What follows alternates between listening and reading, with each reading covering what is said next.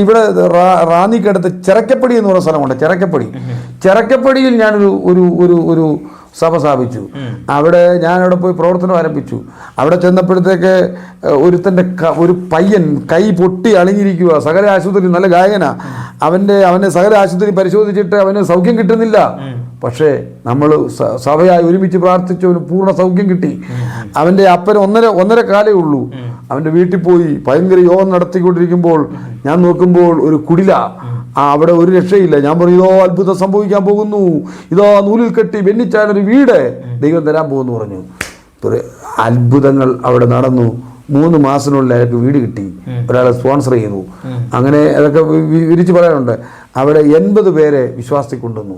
13 ദിവസം കൊണ്ടൊരു ഹോള് പണിതു. 13 ദിവസം കൊണ്ട് സ്ഥലം ഞാൻ മേടിച്ചു കൊടുത്തു, ഹോള് പണിതു, ശവക്കോട്ടം മേടിച്ചു കൊടുത്തു. ചുരുക്കി പറഞ്ഞാൽ അതെല്ലാം അത്ഭുതമാണ്. കാരണം അവിടുത്തെ ഇമാം, തൃക്കോമലയിലെ ഇമാം, CMSന്റെ ബിഷപ്പ് അടക്കം, ഇവിടുത്തെ രാഷ്ട്രീയ സാമൂഹിക നേതാക്കന്മാരടക്കം എൻ്റെ മീറ്റിങ്ങിൽ വന്നു പണ്ടു. പക്ഷേ ഞാൻ എൻ്റെ പ്രസംഗം കഴിഞ്ഞ് വചനം പ്രസംഗിക്കാനുള്ള അവസരം കൊടുത്തു കഴിഞ്ഞ് ഓരോ ആശംസ മാത്രമേ എല്ലാ പ്രമുഖർക്കും കൊടുത്തുള്ളൂ. കാരണം ഞാൻ അവിടെ എല്ലാം ദൈവത്തിന് മഹത്വം കൊടുത്തുകൊണ്ടേയിരുന്നു. ദൈവത്തിൻ്റെ അതിപരിശുദ്ധമായ നാമം വാഴ്ത്തപ്പെടുമാറാകട്ടെ. കർത്താവിൽ പ്രിയ സഹോദരി സഹോദരന്മാരെ, എല്ലാവർക്കും വേഗം വരുന്ന കർത്താവായ യേശുക്രിസ്തുവിൻ്റെ നാമത്തിലുള്ള സ്നേഹവന്ദനം. ഞാനിന്ന് റാന്നിയിൽ ബഹുമാനപ്പെട്ട തോമസ് കുട്ടി പൊന്നൂസ് പാസ്റ്ററുടെ ഭവനത്തിലാണ്. വളരെ നാളുകളായി ആഗ്രഹിക്കുന്നു തോമസ് കുട്ടി പാസ്റ്റർ ഒന്ന് കാണണം, ഒരു ഇൻ്റർവ്യൂ എടുക്കണം എന്ന് ആഗ്രഹിച്ചു. എന്നാൽ ഇന്നാണ് അതിനൊരു സാഹചര്യം ഉണ്ടായത്. പാസ്റ്ററെക്കുറിച്ച് പറയുമ്പോൾ ആയിരക്കണക്കിന് ഇൻ്റർവ്യൂ ചെയ്തിട്ടുള്ള ആളാണ്.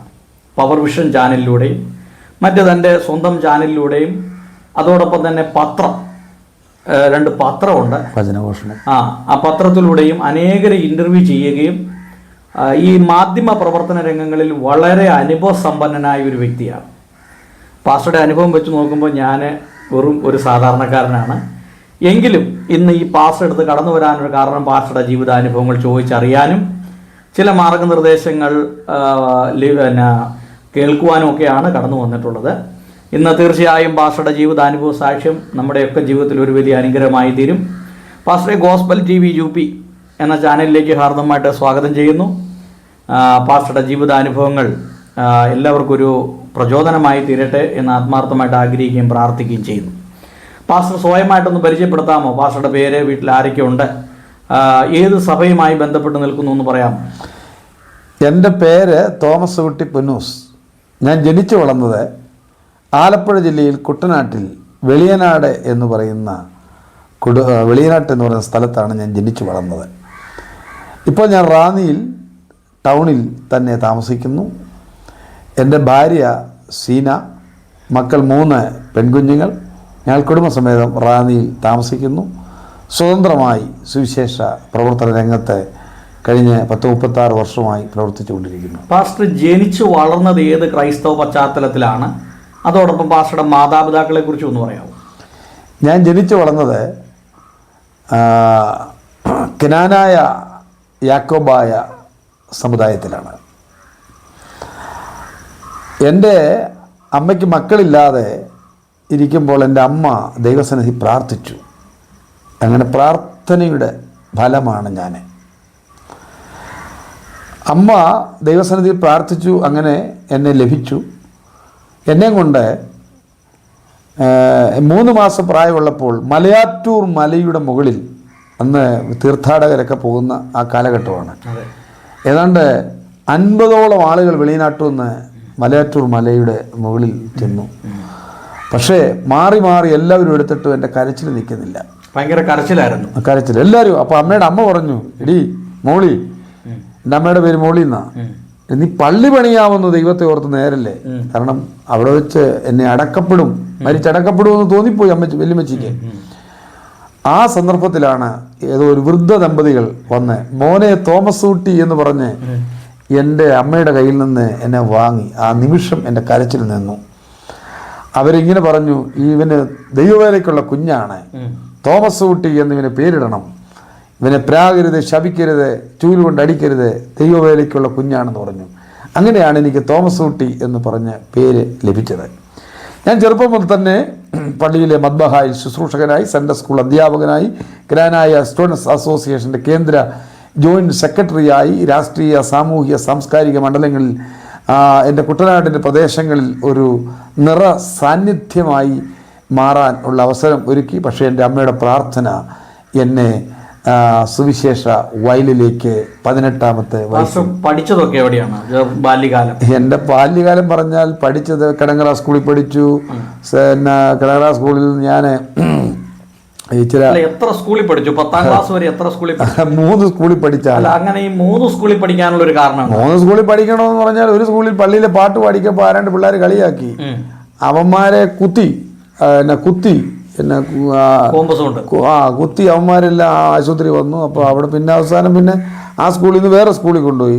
സമരമില്ലാത്ത സ്കൂള്, പുളുങ്ങുന്ന സെൻറ് ജോസഫ് സ്കൂള്. അവിടെ ചെന്നപ്പോഴത്തേക്ക് ഏതാണ്ട് അവിടെ 6 അക്കരെ ബോട്ട് പിടിച്ചു കിട്ടി സമരമില്ലാത്ത സ്കൂളിൽ. അങ്ങനെ അവിടുന്ന് എൻ്റെ കൂടെ പഠിച്ചവൻ IAS കാരൻ, എൻ്റെ തൊട്ടിപ്പുറത്ത് ചെയ്യുന്നവൻ. അത് കഴിഞ്ഞ് രാമങ്കേരി സ്കൂളിൽ വന്നു, അവിടെയും സമരവും ബഹളവും. അങ്ങനെ ഒരു പശ്ചാത്തലം ആണ്. സ്കൂളിൽ വലിയൊരു പ്രശ്നക്കാരനായിരുന്നു. സ്കൂളിലും നാട്ടിലും എല്ലാം ഒരു പ്രശ്നക്കാരനായിരുന്നു. പക്ഷെ വേറെ കുഴപ്പമൊന്നുമില്ല. ഞാൻ ഇന്നുവരെ സിനിമാ കോട്ടയിൽ കയറിയിട്ടില്ല, കള്ള് കുടിച്ചിട്ടില്ല, ബീഡി വലിച്ചിട്ടില്ല, മുറുക്കിയിട്ടില്ല, മൂക്കിപ്പൊട്ടി വലിച്ചിട്ടില്ല, അശ്ലീല മാസിക വായിച്ചിട്ടില്ല, ചീട്ടുകൾ സ്ഥലത്ത് ഇരിക്കുകയോ നിൽക്കുകയോ ചെയ്തിട്ടില്ല, ആവശ്യമില്ലാത്ത കാര്യങ്ങളിൽ പോയിട്ടില്ല. ഇങ്ങോട്ട് വന്നാൽ വിടുന്ന പ്രശ്നം ചെറുപ്പത്തിൽ മുതലേ ഇല്ല. അങ്ങോട്ട് കയറി ആരും ഉപദ്രവിക്കാൻ പോകത്തില്ല. അടി കൊണ്ടേറ്റ് വന്ന ചരിത്രവും ഇല്ല. അപ്പോൾ സ്കൂൾ പഠനം 3 സ്കൂളിലായിട്ടാണ് പൂർത്തീകരിച്ചത്. പിന്നീട് ഈ പെന്തക്കോസ്തൽ വിശ്വാസത്തിലേക്ക് വരാനുള്ളൊരു പശ്ചാത്തലം എന്താണ്? അതിന്റെ കാരണം എന്താണ്? എനിക്ക് സുവിശേഷം വേല ചെയ്യണം എന്നെൻ്റെ മനസ്സിലാഗ്രഹമുണ്ട്. കനാനായ സഭയിൽ നിൽക്കുമ്പോൾ തന്നെ സുവിശേഷത്തോടൊരു വലിയ കാഴ്ചപ്പാടുണ്ട്. എനിക്ക് എൻ്റെ ചെറുപ്പം മുതലേ നിന്നെ ഒന്നിനും കൊള്ളത്തില്ല, എൻ്റെ ദൈവത്തിൻ്റെ വേലയ്ക്കല്ലാതെ, കർത്താവിൻ്റെ വേലയ്ക്കല്ലാതെ എന്നെ ഭൂമിയിൽ ഒന്നിനും കൊള്ളത്തില്ല എന്ന് കൃത്യമായ ബോധ്യം എനിക്കുണ്ടായിരുന്നു. അതായത് ചെറുപ്പത്തിലെ കുഞ്ഞിലെ മുതൽ. ആ പേര് വീണതും മുതലാണോ? അങ്ങനെ അല്ലല്ല, എൻ്റെ അമ്മ തന്നെ എന്നെ സുവിശേഷ വേലയ്ക്ക് വയറ്റിലുണ്ടാകുന്നതിന് മുമ്പ് തന്നെ സമർപ്പിച്ചതാണ്. അപ്പോൾ അങ്ങനെ സുവിശേഷ ഒരു വിളി എൻ്റെ മനസ്സിലുണ്ടായിരുന്നു. അങ്ങനെയാണ് ചെറുപ്പം മുതൽ തന്നെ അമ്മ സമർപ്പിച്ചത് കൊണ്ട് സുവിശേഷ വേലയല്ലാതെ വേറൊരു വേല ചെയ്യാൻ കാര്യം. 7 നേരം എൻ്റെ വല്യപ്പച്ചൻ മുട്ടുകുത്തി പ്രാർത്ഥിക്കുന്ന ചരിത്രമുണ്ട്. മുട്ടുകുത്തി അപ്പച്ചനോട് ഒന്നിച്ച് 7 നേരവും വെളുപ്പിന് 4 മണി ഉള്ള 7 നേരവും മുട്ടുകുത്തി കുമ്പിട്ട് പ്രാർത്ഥിക്കുന്ന ഒരു ശീലമുണ്ടായിരുന്നു. എൻ്റെ അമ്മ വലിയ പ്രാർത്ഥനക്കാരായിരുന്നു. 50 ദിവസവും പള്ളിയിൽ സന്ധ്യാപ്രാർത്ഥനയ്ക്ക് മുടങ്ങാതെ പോകുമായിരുന്നു. 50 നോമ്പിന് 60 ദിവസമായിട്ട് നോമ്പെടുക്കുന്നയാളായിരുന്നു. അങ്ങനെ ആ ഒരു ശീലത്തിൽ വളർന്നുകൊണ്ട് വളരെ പ്രാർത്ഥന അനുഭവമുള്ള മാതാപിതാക്കന്മാരുടെ ശിക്ഷണത്തിൽ വളർന്നതുകൊണ്ട് വളരെ ഭയഭക്തി നിർഭരമായ സുവിശേഷ നിയോഗം എൻ്റെ ഉള്ളിൽ ദൈവം നിന്നു. വലിയൊരു സുവിശേഷ ദർശനം ഉണ്ടായിരുന്നു. അതെ. അപ്പോൾ ഈ കനാനായ സഭയിൽ ഒരു വൈദികനാകാനായിട്ടാണോ പദ്ധതി ഇട്ടത്? എൻ്റെ മനസ്സിൽ അങ്ങനെ ഒരു ആഗ്രഹം ഉണ്ടായിരുന്നു. പക്ഷേ ഇടയ്ക്ക് ഞാനിങ്ങനെ രാഷ്ട്രീയത്തിലൊക്കെ ഇറങ്ങിക്കഴിഞ്ഞപ്പോഴത്തേക്ക് അത് സാധിക്കത്തില്ല എന്ന് തോന്നി. അങ്ങനെ ഇരിക്കുമ്പോൾ അങ്ങനെയാണെങ്കിൽ സുവിശേഷ വേലയ്ക്ക് എന്താണ് അടുത്ത വഴി എന്ന് തോന്നി. രാഷ്ട്രീയ പാർട്ടിയായിട്ട് അവിടുത്തെ കോൺഗ്രസിലായിരുന്നു, കോൺഗ്രസിന്റെ പ്രവർത്തകനായിരുന്നു. അങ്ങനെ അവിടെ വലിയൊരു വിപ്ലവം തന്നെ, ഒരു വലിയ പ്രതിസന്ധി ഉണ്ടായി. അവിടെ വെച്ചാണ്. ആലപ്പുഴ ജില്ലയിൽ കൂടുതലും കമ്മ്യൂണിസ്റ്റുകാരാണല്ലോ. കമ്മ്യൂണിസ്റ്റിന്റെ ഏറ്റവും വലിയ നേതാവിനോട് ഞാൻ ഏറ്റുമുട്ടിയ ആളാണ്. അവിടുത്തെ പിന്നെ കിടങ്ങറ പാലത്തിൽ RSSന്റെ നേതാവ് വിശംബരന്റെ തല വെട്ടിവെച്ച മോഹൻലാലിനോട് ഞാൻ എതിർത്തു. ഒരു വലിയ സംഘം ആളുകൾ മോഹൻലാലിന്റെ നേതൃത്വത്തിൽ തന്നെ വളഞ്ഞു. ഒറ്റയ്ക്ക് ഞാൻ നേരിട്ടു. അത് ഇന്നും നാട്ടിൽ ചർച്ചയാണ്. അപ്പോൾ അത് 17ാമത്തെ വയസ്സിൽ, അതിനുശേഷമാണ് 18ാമത്തെ വയസ്സിലാണ് ദൈവത്തിൻ്റെ ആത്മാവിൻ്റെ ശക്തമായ ഇടപെടൽ നിമിത്തമാണ് ഞാൻ യേശുവിനെ രക്ഷിതാവായി പൂർണ്ണമായി ഹൃദയത്തെ സ്വീകരിക്കുന്നത്. ആ ഒരു പശ്ചാത്തലം ഒന്ന് പറയാമോ? ഈ പെന്തക്കോസ്റ്റൽ വിശ്വാസത്തിലേക്ക് വരാനുള്ള കാരണം, ഞാൻ ഈ പെന്തിക്കോസ് പാസ്റ്റർമാരെ കണ്ട അവർ തർക്കിക്കുമായിരുന്നു. നിങ്ങളുടെ ഒന്നും ശരിയല്ല, ഞങ്ങൾ പറയുന്നത് ശരി. അപ്പോൾ അങ്ങനെ എന്നെ സൺഡേ സ്കൂൾ പഠിപ്പിച്ചുകൊണ്ടിരുന്ന ഒരു തോമസൂട്ടി പാസ്റ്റർ ഉണ്ട്, ഇപ്പം ന്യൂണ്ടിയ ചർച്ചക്കൂടിൻ്റെ വലിയ നേതാവാണ്. അപ്പോൾ അദ്ദേഹത്തിൻ്റെ പ്രസംഗവും ഒക്കെ എന്നെ വല്ലാതെ ആകർഷിച്ചു. അദ്ദേഹത്തിൻ്റെ പാട്ടും, എൻ്റെ ദൈവം സ്വർഗസിംഹാസനം തന്നിൽ, അവരുടെ സുവിശേഷ പ്രവർത്തനം. അങ്ങനെ വിയത്തമ്പിയുടെ നേതൃത്വത്തിൽ ഒരുപറ്റം ആളുകളോട് പെന്തിക്കോസിലേക്ക് പോയി. ആ സമയത്ത് തമ്പിച്ചാനെ ഓടിക്കാൻ 19 പേരെ, ഈ തോമസൂട്ടിച്ചാൻ്റെ ഫാദർ ഉൾപ്പെടെ വന്നപ്പോൾ ഞാനും ആ കൂടുതലുണ്ടായിരുന്നു. എൻ്റെ കയ്യിൽ ഒരു കൈ ചാണം ഉണ്ടായിരുന്നു തമ്പിച്ചാൻ എറിയാൻ. പക്ഷേ അതിന് ശേഷം ആണ് എനിക്ക് മാനസാന്തരം ഉണ്ടാകുകയും പാസ്റ്റർ വിയത്തമ്പി നടത്തുന്ന ബൈബിൾ കോളേജിലേക്ക് 2 വർഷം 91-92 കാലം. പാസ്റ്റർ ഈ കനാനായ സഭയിലെ വിശ്വാസിയാണല്ലോ. അതെ. അപ്പൊ അങ്ങനെ ഇരിക്കുമ്പോൾ ആദ്യമായിട്ട് ഒരു പെന്തക്കോസ്തുകാരന് സുവിശേഷം കേട്ട ഒരു അനുഭവം എന്ന് പറയാമോ? അത് കറിയാച്ചാൻ എന്ന് പറയുന്ന ഒരു ദൈവദാസൻ എന്റെ പുറകെ ഇങ്ങനെ നടന്ന് സുവിശേഷം പറയുമായിരുന്നു. അങ്ങനെ എടത്തുവക്കാരൻ. അപ്പൊ അങ്ങനെയാണ് ഞാൻ ഈ അനുഭവത്തിലേക്ക് വരാനുള്ള സാഹചര്യം. അപ്പോ അത് കഴിഞ്ഞ് രക്ഷിക്കപ്പെട്ടു, സ്നാനപ്പെട്ടു, പിന്നെ ബൈബിൾ കോളേജിലേക്ക് പോകാൻ. ബൈബിൾ കോളേജ് പഠിച്ചു. ബൈബിൾ കോളേജ് പഠിക്കുമ്പോഴും ഞാൻ ഭയങ്കര സുവിശേഷ പ്രവർത്തനമോ അല്ല പരസ്യം നടത്തും. ഈ സുവിശേഷ വേലയ്ക്ക് ഇറങ്ങാനായിട്ട് എന്തായിരുന്നു ഒരു കോളിങ്, ഒരു ദൈവിക കോളിങ് എങ്ങനെ അനുഭവപ്പെട്ടു? പരിശുദ്ധാത്മ അവനെ അങ്ങ് നിർബന്ധിക്കുക, നിന്നെ കർത്താവിന്റെ വേലയ്ക്ക് ഇറങ്ങാൻ. നമ്മുടെ മനസ്സിൽ ഇങ്ങനെ പറയുക. പ്രവാചകന്മാരൊക്കെ പറഞ്ഞുണ്ട്. അതൊന്നും ഞാൻ വലിയ കാര്യമൊക്കെ എന്നെ അങ്ങ് ദൈവം നിർബന്ധിക്കുവാണ്. ചെറുപ്പം മുതലേ ആ ഒരു നിർബന്ധം എന്നെ സുവിശേഷ വയലിലേക്ക് ഇറക്കി. അല്ല, ഒരു സുവിശേഷ വേലക്കാരനാകണം എന്നുള്ള ഒരു ചിന്ത എപ്പോഴും മനസ്സിലിങ്ങനെ കിടക്കുമായിരുന്നു. അങ്ങനെയാണ് ഞാൻ സുവിശേഷ വയലിലേക്ക് ഇറങ്ങും. ബൈബിൾ കോളേജിൽ ഡിഗ്രികൾ ഒക്കെ പാസ്സായി. അതായത് ഈ സുവിശേഷ വേലയ്ക്ക് പെന്തക്കോസ്റ്റൽ സഭയിലേക്ക് പോയപ്പോൾ വീട്ടിൽ നിന്ന് ഭയങ്കര എതിർപ്പുണ്ടായി. പക്ഷേ ഞാൻ വീട്ടിൽ എതിർപ്പേ ഉള്ളായിരുന്നു. അപ്പൊ വീട്ടുകാരെ സ്വന്തക്കാർക്കും ഒക്കെ എതിർപ്പുണ്ടായിരുന്നു. പക്ഷേ ഞാനെങ്ങനെയും രക്ഷപ്പെട്ടോട്ടെ, തല്ലിപ്പുള്ളിയാണല്ലോ, എന്നും അടിയും പിടിയും ബഹളവും പ്രശ്നവും എന്നും വീട്ടിൽ മുറ്റത്ത് പിന്നെ ഒരു 5-6 പേര് കാണും. അവനെ തല്ലി ഇവനെ തല്ലി അവിടെ പ്രശ്നം, എങ്ങനെയും അവൻ രക്ഷപ്പെട്ടു പോട്ടെ എന്ന് വിചാരിച്ചു. രക്ഷപ്പെട്ടു പോട്ടെ എന്ന് വിചാരിച്ചു. നന്നായാ മതി. അങ്ങനെയാണ് എന്നെ അവർ വീട്ടുകാർ അനുവദിച്ചത്, അല്ലെ അനുവദിക്കത്തില്ലായിരുന്നു. അതിനുശേഷം പാസ്റ്റർ ബൈബിൾ കോളേജിൽ പോയി പഠനം കഴിഞ്ഞു. പിന്നീടുള്ള സുവിശേഷ പ്രവർത്തനങ്ങൾ ആദ്യമൊക്കെ എവിടെയായിരുന്നു? ഞാൻ ബൈബിൾ കോളേജ് പഠിച്ചുകൊണ്ടിരിക്കുമ്പോൾ തന്നെ KP എനിക്ക് സൈക്കിൾ മൈക്ക് തന്നു. ആ മൈക്കുമായിട്ട് ഞാൻ ഗ്രാമാന്തരങ്ങളിൽ ഈ പോയി പ്രസംഗിക്കുമായിരുന്നു. അത് കഴിഞ്ഞ് എന്റെ പ്രവർത്തനം കണ്ടിട്ട് എനിക്ക് മൈക്ക് വരുന്നതിന് മുമ്പ് മൈക്ക് ഇല്ലാതെ ഞാൻ പരസ്യം നടത്തി. അപ്പൊ തന്നെ ഞാൻ ഒരു ആവേശമായിരുന്നു.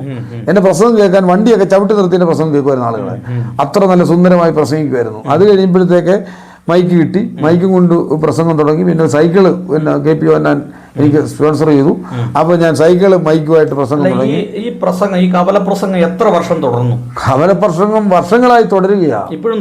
ഇപ്പോഴും തുടരുകയാ. ഈ ആദിവാസി കോളനികളിലും സുവിശേഷം എത്താത്ത ഗ്രാമങ്ങളിലും ഒക്കെ വണ്ടിയെ കയറിയ സുവിശേഷം പറയും, ട്രെയിനെ കയറിയ സുവിശേഷം പറയും, ട്രാക്ട് കൊടുക്കും. ആവേശമാണ്. സുവിശേഷം ഒരു ലഹരിയായിരുന്നു എനിക്ക്. അതാണ് എൻ്റെ. അങ്ങനെ ഞങ്ങളുടെ നാട്ടിൽ ഒരു വെളുപ്പാങ്കാലത്ത് ഞാൻ 5 മണിയാകുമ്പോൾ എഴുന്നേറ്റ് പ്രസംഗം ബൈബിൾ കോളേജിൽ നിന്ന് അവിടെ ചെന്ന് ഞങ്ങളുടെ നാട്ടിൽ ഒരു പ്രസംഗം നടത്തിക്കൊണ്ടിരിക്കുമ്പോഴായിട്ട് മന്ത്രവാദിയുടെ മോൻ, സുകുമാരി എന്ന് പറയുന്ന മന്ത്രവാദിയുടെ മോൻ ഈ പ്രസംഗം കേട്ട് യേശുവിനെ രക്ഷിതാവായിട്ട് സ്വീകരിച്ചു. അദ്ദേഹത്തിന് ആദ്യം വെളിനാട്ട് സ്റ്റേജ് കൊടുത്ത ഞാനാണ്. എൻ്റെ കൂടെ സഭായോഗത്തിന് കൊണ്ടിരുത്തി പ്രസംഗിക്കാൻ അവസരം കൊടുത്തു. അദ്ദേഹം ഇന്ന് അങ്ങയുടെ നാട്ടിൽ അടിമാലിയിൽ ഒരു ഷാരോൺ സഭയുടെ സെൻട്രൽ പാസ്റ്ററാണ്.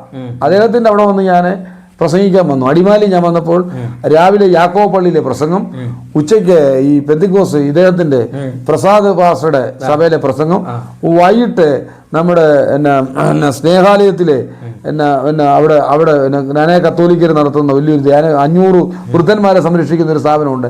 അവിടെ ഞാൻ പ്രസംഗിച്ചു. അങ്ങനെ അന്ന് അവിടെ ചെന്ന് പറഞ്ഞു, ഞാൻ പറഞ്ഞു ഇന്ന് രാവിലെ യാക്കോബായി, ഉച്ചയ്ക്ക് പെന്തിക്കോസിൽ, വൈകിട്ട് കത്തോലിക്ക സഭയിലെ 10,000-2,500 പേരുടെ യോഗത്തിൽ ഞാൻ പ്രസംഗിച്ച കാര്യവും പറഞ്ഞു. ഞാൻ വ്യത്യസ്തനായ ഒരു വ്യക്തിയാണ്. അപ്പൊ പാസ്റ്റർ പഠനം കഴിഞ്ഞതിന് ശേഷം പരസ്യങ്ങൾ ആരംഭിച്ചു. പരസ്യങ്ങൾ ആരംഭിച്ചു. അത് KP സാർ മൈക്ക് തന്നു.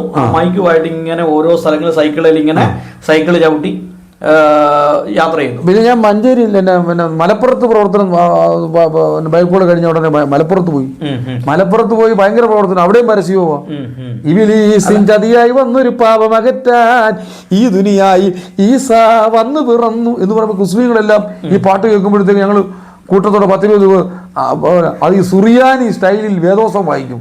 അപ്പോഴത്തേക്ക് സുറിയാനിയും ഈ അറബിയും തമ്മിലൊരു അടുപ്പമുണ്ടല്ലോ. അപ്പോൾ മുസ്ലിംസ് എല്ലാം വളരെ ആകാംക്ഷയോടെ കേൾക്കും.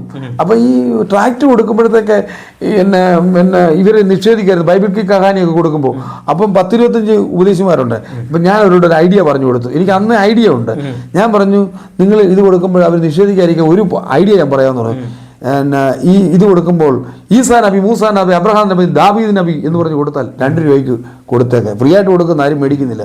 2 രൂപയ്ക്ക് പിടിച്ചു പറയായിരുന്നു. ചുരുക്കി പറഞ്ഞാൽ അവിടെ തന്നെ ഒരു വലിയ വിപ്ലവം സൃഷ്ടിച്ചു. അതായത് മലപ്പുറത്ത് വലിയൊരു വിപ്ലവം നടത്തി. അവിടെ പിന്നെ മുസ്ലിം പ്രസംഗം കഴിയുമ്പോഴത്തേക്ക് ചായയും പിന്നെ ബോണ്ടായും വടയൊക്കെ കൊണ്ടുവരുന്നത് വലിയൊരു അത്ഭുതമാണ്. അപ്പൊ സൈക്കിളിലായിരുന്നോ അവിടെയും സൈക്കിളിൽ പിന്നെ അവിടെ ടീം കിലോമീറ്റർ സൈക്കിളെ ഓട്ടുമായിരുന്നു? അത് രാവിലെ മുതലങ്ങ് തുടങ്ങുവാ പരിപാടി. ഒരു മടുപ്പുമില്ല. 10, 30, 20 പരസ്യം നടത്തുന്ന ഒരു മടുപ്പുമില്ല. ആവേശമാ സുവിശേഷം. രാവിലെ കഴിക്കണമെന്നില്ല, ഉച്ചയ്ക്ക് കഴിക്കണമെന്നില്ല, കഴിപ്പ് കുഴിപ്പൊന്നുമില്ല. ഇതൊരു ഒരു ആവേശമാണ്, ലഹരിയാ സുവിശേഷം അറിയിക്കുക എന്നുള്ളത്. കാരണം നിർബന്ധം തന്നെ മേൽ കിടക്കുന്നു എന്നുള്ള പൗലോസിന്റെ വാക്കുകൾ. സുവിശേഷം അറിയിച്ചില്ലെങ്കിൽ എനിക്ക് അയ്യോ കഷ്ടമെന്നല്ലേ പൗലോസിന്റെ. ആ ഒരു ആവേശത്തിലാണ് നമ്മുടെ പ്രവർത്തനങ്ങൾ. പിന്നെ മലപ്പുറത്തുനിന്ന് കഴിഞ്ഞ് പിന്നീട് എവിടെയാണ്? അത് കഴിഞ്ഞ് എന്റെ മലപ്പുറത്ത് നിന്ന് ഞാൻ റാന്നി വന്നു. റാന്നിയില് തുണ്ടത്തിലെ പ്രിൻസ് പാസ്റ്റർ ഇപ്പൊ ഇരിക്കുന്ന പ്രിൻസ് പാസ്റ്റർ അറിയാമല്ലോ, ഇവിടുത്തെ ഏറ്റവും വലിയ ബെന്തിക്കോസ് ചർച്ച, ന്യൂ ഇന്ത്യ ചർച്ച് ഓഫ് ഗോഡിന്റെ അവിടേക്ക് എനിക്ക് നമ്മുടെ തുണ്ടത്തിലെ പ്രിൻസിന്റെ ഫാദർ ഉള്ള സമയത്താണ്. അവിടുത്തെ അന്ന് ഒറ്റ അസിസ്റ്റന്റ് പാസ്റ്റർമാർ, കല്യാണം കഴിച്ചിട്ടില്ല. അപ്പോൾ അവിടുത്തെ പാസ്റ്ററായിട്ട് ഞാൻ അവിടെ 1 വർഷം അവിടെ പ്രവർത്തിച്ചു. ഞാനായിരുന്നു മുഴുവൻ കാര്യങ്ങളും കൺട്രോള്. അവിടെ ഉള്ളപ്പോഴാണ് ഒരുപാട് അത്ഭുതങ്ങൾ സംഭവിച്ചിട്ടുണ്ട്. ഞാൻ പ്രാർത്ഥിക്കുമ്പോൾ വലിയ അത്ഭുതങ്ങൾ. ഞാൻ ഇവിടെല്ലാം റാന്നി മുഴുവൻ പരസ്യവും നടത്തുമായിരുന്നു. ആവേശോജ്ജലമായ പ്രവർത്തനങ്ങളായിരുന്നു. അങ്ങനെയാണ് ഞാൻ റാന്നി മേനാന്തോട്ടം ആശുപത്രിയിൽ അവിടെ ഡോക്ടർ ശ്രീകരോട് ഇരുന്ന് എനിക്ക് പ്രസംഗിക്കണമെന്ന് പറഞ്ഞു, ആയിരക്കണക്കിന് ആളുകളോട്. അപ്പം ആശുപത്രി ഒരു മുറി ഇരുന്ന് ഞാൻ പ്രസംഗിക്കും, എല്ലാ റൂമിലിരിക്കുന്ന രോഗികൾക്ക് പ്രസംഗം കേൾക്കാം. അങ്ങനെ ഞാൻ ആ ഹോസ്പിറ്റലിൽ പ്രസംഗം ആരംഭിച്ചു. അന്നാണ് ഉണ്ണിയപ്പച്ചൻ്റെ വീട്ടിൽ പോയി. അപ്പച്ചൻ ചോദിച്ചു, പാസ്റ്ററെ അത്ഭുതങ്ങൾ നടക്കുന്നു, എൻ്റെ വീട്ടിൽ കപ്പ മുഴുവൻ എലി തിന്നുവാ, എനിക്ക് വേണ്ടി പ്രാർത്ഥിക്കാം. ഞാൻ പറഞ്ഞു, യേശുവിൻ്റെ നാമത്തിൽ നമുക്ക് പ്രാർത്ഥിക്കാം. പിന്നെ ഒറ്റ പ്രാർത്ഥന ഞങ്ങൾ നടത്തി. പിറ്റേ ദിവസം മുതൽ ഒറ്റ കപ്പയിൽ എലി തൊട്ടിട്ടില്ല. അങ്ങനെ 25 ആശുപത്രികളിൽ പ്രസംഗം ആരംഭിച്ചു മൈക്കിലൂടെ. പുത്തൂറ്റ്, പൊയ്കാനി, ചിൽഡ്രൻസ്, അങ്ങനെ ഒരുപാട് ആശുപത്രികൾ, കേരളത്തിൻ്റെ പല ആശുപത്രികളിൽ. പിന്നെ ഞാൻ പ്രസംഗം റെക്കോർഡ് ചെയ്ത് കൊടുക്കും, പാട്ടും കൂടെ. ആഴ്ചയിൽ 1 ഞാൻ പോകും. അല്ലാത്തപ്പോൾ നേഴ്സുമാർ ഓൺ ചെയ്യും. ഡെയിലി ആയിരക്കണക്കിന് ആളുകൾ വചനം കേൾക്കും. ഓരോ റൂമിലും കയറി ട്രാക്ട് കൊടുക്കും. പാവപ്പെട്ട ഒരിക്കലും എനിക്ക് വലിയ അത്ഭുതം തോന്നി.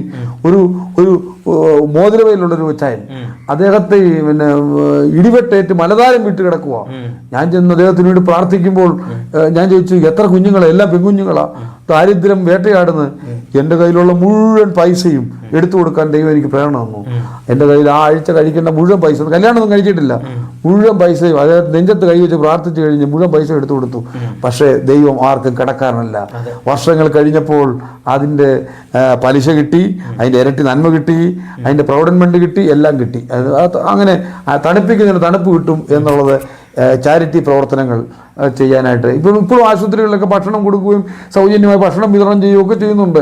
ഇതൊന്നും വലിയ പബ്ലിസിറ്റിക്ക് വേണ്ടിയല്ല, എല്ലാം ദൈവത്തിന്റെ കരങ്ങളിൽ കൂടെ. ഈ ആശുപത്രിയിലെ ഈ പ്രസംഗമൊക്കെ അത് എത്രാമത്തെ വയസ്സിലായിരുന്നു?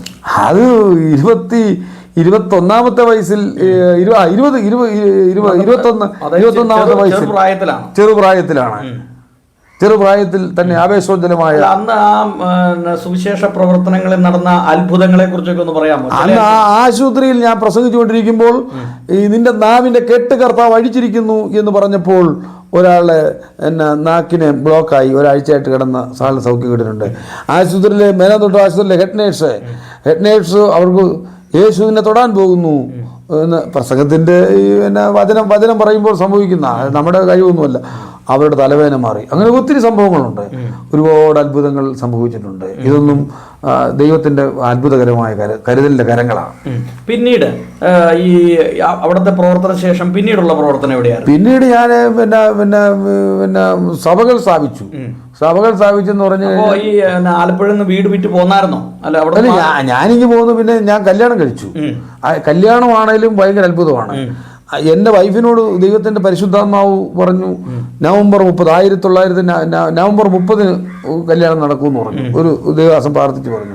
എന്നോട് പറഞ്ഞു, ആദ്യം കാണാൻ പോകുന്ന പെണ്ണിനെ കല്യാണം കഴിക്കുമെന്ന് പറഞ്ഞു. അപ്പോൾ അത് അനുഗ്രഹമായി മാറുമെന്ന് പറഞ്ഞു.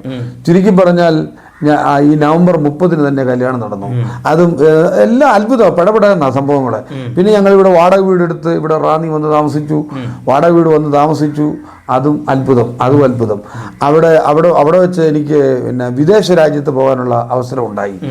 അത്ഭുതകരമായിട്ട്. നമ്മൾ ഇങ്ങനെ സ്റ്റെപ്പ് ബൈ സ്റ്റെപ്പ് ആയിട്ട് അങ്ങ് പോവാണല്ലോ. അപ്പൊ ഞാൻ വിവാഹം കഴിഞ്ഞു. വിവാഹം കഴിഞ്ഞപ്പോൾ പാസ്റ്റർ ഇവിടെ റാന്നിയിലായിരുന്നു ആ സമയത്ത്? അല്ല, വിവാഹം കഴിഞ്ഞപ്പോൾ ഞാൻ റാന്നിയിലായിരുന്നു. ഞാൻ എൻ്റെ ഭാര്യയോട് പറഞ്ഞു, എടി എന്നെ വെളിനാട്ടിൽ നിന്നാൽ ഒന്നിനും ബുദ്ധിമുട്ടില്ല, പക്ഷേ ഇവിടെ നിന്നാൽ വലിയ പ്രതിസന്ധികളുണ്ട്. കാരണം പട്ടിണിയും ബുദ്ധിമുട്ടും ഒക്കെ നേരിടേണ്ടി വരും. പക്ഷേ എന്നാ റാന്നിയിൽ ഒരു പ്രവർത്തനം നമുക്ക് ഉണ്ട്.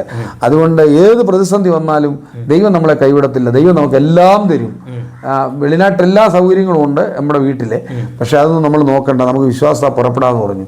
അപ്പോൾ അവിടെ അപ്പൻ തന്ന പൈസ ഞാൻ പറഞ്ഞു, കേക്ക് വലുവായും ഒരു 10 അന്നത്തെ സമയത്ത് കാലത്ത് 10-200 രൂപയുടെ സാധനം മേടിച്ചത് ബാക്കി പൈസ എല്ലാം പോക്കറ്റിൽ ഇട്ടേക്കാൻ പറഞ്ഞു. നമുക്ക് വാടക വീട് എടുക്കണം, വാടകയ്ക്ക് പൈസ കൊടുക്കണം, മറ്റു കാര്യങ്ങൾ ആഴ്ച എൻ്റെ ഒന്നുമില്ല. ആ പാടെ ഒരു 2 പുൽപ്പായും ഒരു തലമണയും 2 അല്ല ഒന്നുമില്ല. അതുകൊണ്ട് എല്ലാം നമുക്ക് തരും. നീ എന്നാ പറഞ്ഞു? അവൾ പറഞ്ഞു, ഞാൻ വിശ്വസിക്കുന്നു പറഞ്ഞു. വിശ്വാസത്താലാണ് പുറപ്പെട്ടത്. ഞങ്ങൾ വാടക വീട് എടുത്തു പട്ടവടത്ത് റാന്നിയിൽ ഐത്തലയിൽ. പട്ടവടത്തിൽ വാടക വീട് എടുത്തു കഴിഞ്ഞപ്പോഴത്തേക്ക് ഞാൻ പറഞ്ഞു, നമുക്ക് ഇവിടെ ഫാദർ ചോദിച്ചു എങ്ങനെയാ കാര്യങ്ങൾ. ഞാൻ പറഞ്ഞു, ദൈവം കരുതും. അപ്പൊ എന്നെ ഉണ്ടോ മോനെ എന്ന് ചോദിച്ചു. ഞാൻ പറഞ്ഞു, 2-3 ചട്ടിയും കലമൊക്കെ മേടിക്കണം, ഒരു പായുണ്ട്, പുൽപ്പായും തലമണയും ഒക്കെ ഉണ്ടെന്ന് പറഞ്ഞു. വലിയ ഗമല്ല ഈ പറയുന്നത്. പക്ഷേ പുള്ളിക്കാരൻ പറഞ്ഞു, എന്നാ അപ്പൊ നീ ഒരു 2 ദിവസം മുമ്പ് ഇങ്ങനെ വരാൻ പറഞ്ഞു. വെള്ളാട്ടിൽ ഞങ്ങൾ ഇവിടെ വന്നു, തെങ്ങേലി വന്നു. തെങ്ങേലി കണ്ണാട്ടിപ്പുഴയിലെ കല്യാണം ഞാൻ കഴിച്ചിരിക്കുന്നത്. അപ്പൊ തെങ്ങേലി വന്നു. അപ്പോൾ അപ്പ പറഞ്ഞെന്നാ നിങ്ങൾ പുറപ്പെട്ടു എന്ന് പറഞ്ഞു. പുറകെ ഞാൻ നോക്കുമ്പോഴത്തേക്ക് ഒരു അത്ഭുതം. വലിയ ലോറിയൽ, വലിയ 2 വണ്ടിയൽ വീട്ടിൽപ്പെട്ട മുഴുവൻ സാധനങ്ങളും നോക്കിയോടെ. കിണറിൻ്റെ ആഴം എന്നോട് ചോദിച്ചു. എനിക്കുണ്ടോ പറയാൻ? കിണറിനകത്ത് 2 തൊട്ടിയും കയറ്, ഡള്ളപ്പിൻ്റെ മെത്ത, കട്ടില്, ഡബിൾ കോട്ട് കട്ട് എന്ന് വേണ്ട 6 മാസം കഴിക്കാനുള്ള ഭക്ഷണ സൗർവ സംവിധാനമായിട്ട് അവിടെ വന്ന് പ്രസിദ്ധനായ JC ദേവ് ഉൾപ്പെടെ അവിടെ ഉണ്ട്. എല്ലാവരും അത്ഭുതപ്പെട്ടു പോയി. അങ്ങനെയാണ് ഞങ്ങളുടെ തുടക്കം. അങ്ങനെ ഇവിടെ റാന്നിയിൽ വന്ന് വാടക വീട് എടുത്തു, സുവിശേഷ പ്രവർത്തനം ആരംഭിച്ചു. വിശ്വാസമുള്ള പ്രവർത്തനമാണ്, ഒന്നും കയ്യിലില്ല. ഒരു ദിവസം രാവിലെ ആശുപത്രി പ്രസംഗിക്കാനായിട്ട് പോകുമ്പോൾ തലേദിവസം എന്നോട് വൈഫ് ചോദിച്ചു, എങ്ങനെയാ കാര്യങ്ങൾ നടക്കുന്നത്? ഞാൻ പറഞ്ഞു, യഹോവ ഈരേ. ഉടനെ എൻ്റെ ഭാര്യ ചോദിച്ചു, നാളത്തേക്ക് സാധനങ്ങൾ. ഞാൻ പറയാം, യഹോവ ഈരേ. ഞാൻ രാവിലെ പോയി ആശുപത്രിയിൽ 1000-ലധികം ജോലികളോടെ മേനാന്തോട്ടത്തിൽ അവൻ നിങ്ങൾക്കായി കരുതുന്ന ദൈവമാകിയാൽ നിങ്ങളുടെ സകല ചിന്താകുലും അവൻ്റെ മേലിട്ട് ഒൾവീൻ എന്ന് പ്രസംഗിച്ചിട്ട് ഞാൻ തിരികെ വരുമ്പോൾ ഈ പമ്പിൻ്റെ അവിടെ വന്നു.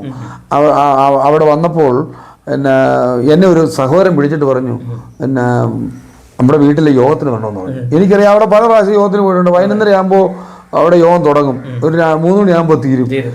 അവിടെ ചെന്ന് കഴിഞ്ഞാൽ ഒരു കട്ടൻ കാപ്പി ഉണ്ട്, ഒരു ബണ്ണോ റസ്കോ വല്ലതും കിട്ടും. നമ്മുടെ കയ്യിലെ സ്വോത്രകാഴ്ച അവിടെ ഇട്ടേച്ച് പോരണം.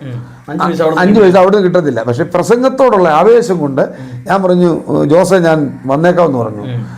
അപ്പൊ ചുരുക്കി പറഞ്ഞാല് ജോസിന്റെ വീട്ടിൽ ഞാൻ വീട്ടിൽ വന്നു. എടി ഒരു കിളി എന്ന് പറഞ്ഞു. അപ്പൊ ഇവള് പറഞ്ഞു, എങ്ങനെ കാര്യങ്ങൾ വീട്ടില്? അപ്പൊ ഞാൻ പറഞ്ഞൊരു പാട്ട് പാടാന്ന് പറഞ്ഞു. ഒന്നും കണ്ടിട്ടല്ല എൻ ജീവിതാരംഭം, വിശ്വാസക്കാച്ചുവെടിയിലത്രേ തന്നിടുന്നേ സ്വർഗ ഭണ്ണാരത്തിൽ നിന്നും ഒന്നിനും മുട്ടില്ലാതെ വണ്ണം. ആരു സഹായിക്കും, ആരു സംരക്ഷിക്കും എന്നുള്ള ഭീതി എനിക്കില്ല എന്നുള്ള പാട്ടും പാടി ഞങ്ങൾ വണ്ടിയെ കയറി. അവിടെ ചെന്ന് പ്രസംഗിച്ചു. അന്ന് രാജു അബ്രഹാം MLA ഉപ്പാപ്പൻ മാത്തുക്കുട്ടിച്ചാനും അന്ന് ആ യോഗത്തിലുണ്ട്.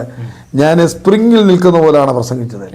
ഒരു 1 മണിക്കൂറോളം നിന്ന് പ്രസംഗിച്ചു. ആളുകളെല്ലാം ആവേശത്തിലായി. പറഞ്ഞ പോലെ എന്നാ ഉണ്ടായിരുന്ന ചില്ലറ പൈസ സ്വോത്രകാഴ്ച ഇട്ടു. അവിടുന്ന് ഈ ബണ്ണും കാപ്പി കുടിച്ച്, കട്ട കാപ്പിയാ, ചായ ഒന്നുമല്ല, അട്ടിയും കാപ്പി കുടിപ്പ് ഞങ്ങൾ പോരുമ്പോൾ ഞാൻ വൈഫിനോട് പറഞ്ഞു, വീണ്ടും ആ പാട്ട് പാടാൻ പറഞ്ഞു. അന്ന് എനിക്ക് അഡ്രസ്സ് ഒന്നും ആയിട്ടില്ല. കാവുങ്കിലെ മാമുക്കിലെ അവറാച്ചാൻ്റെ കടയാണ് എൻ്റെ അഡ്രസ്സും. അവിടെ വന്നു. അപ്പം അവറാച്ചാൻ എന്നെ കൈ കുട്ടി വിളിച്ചു.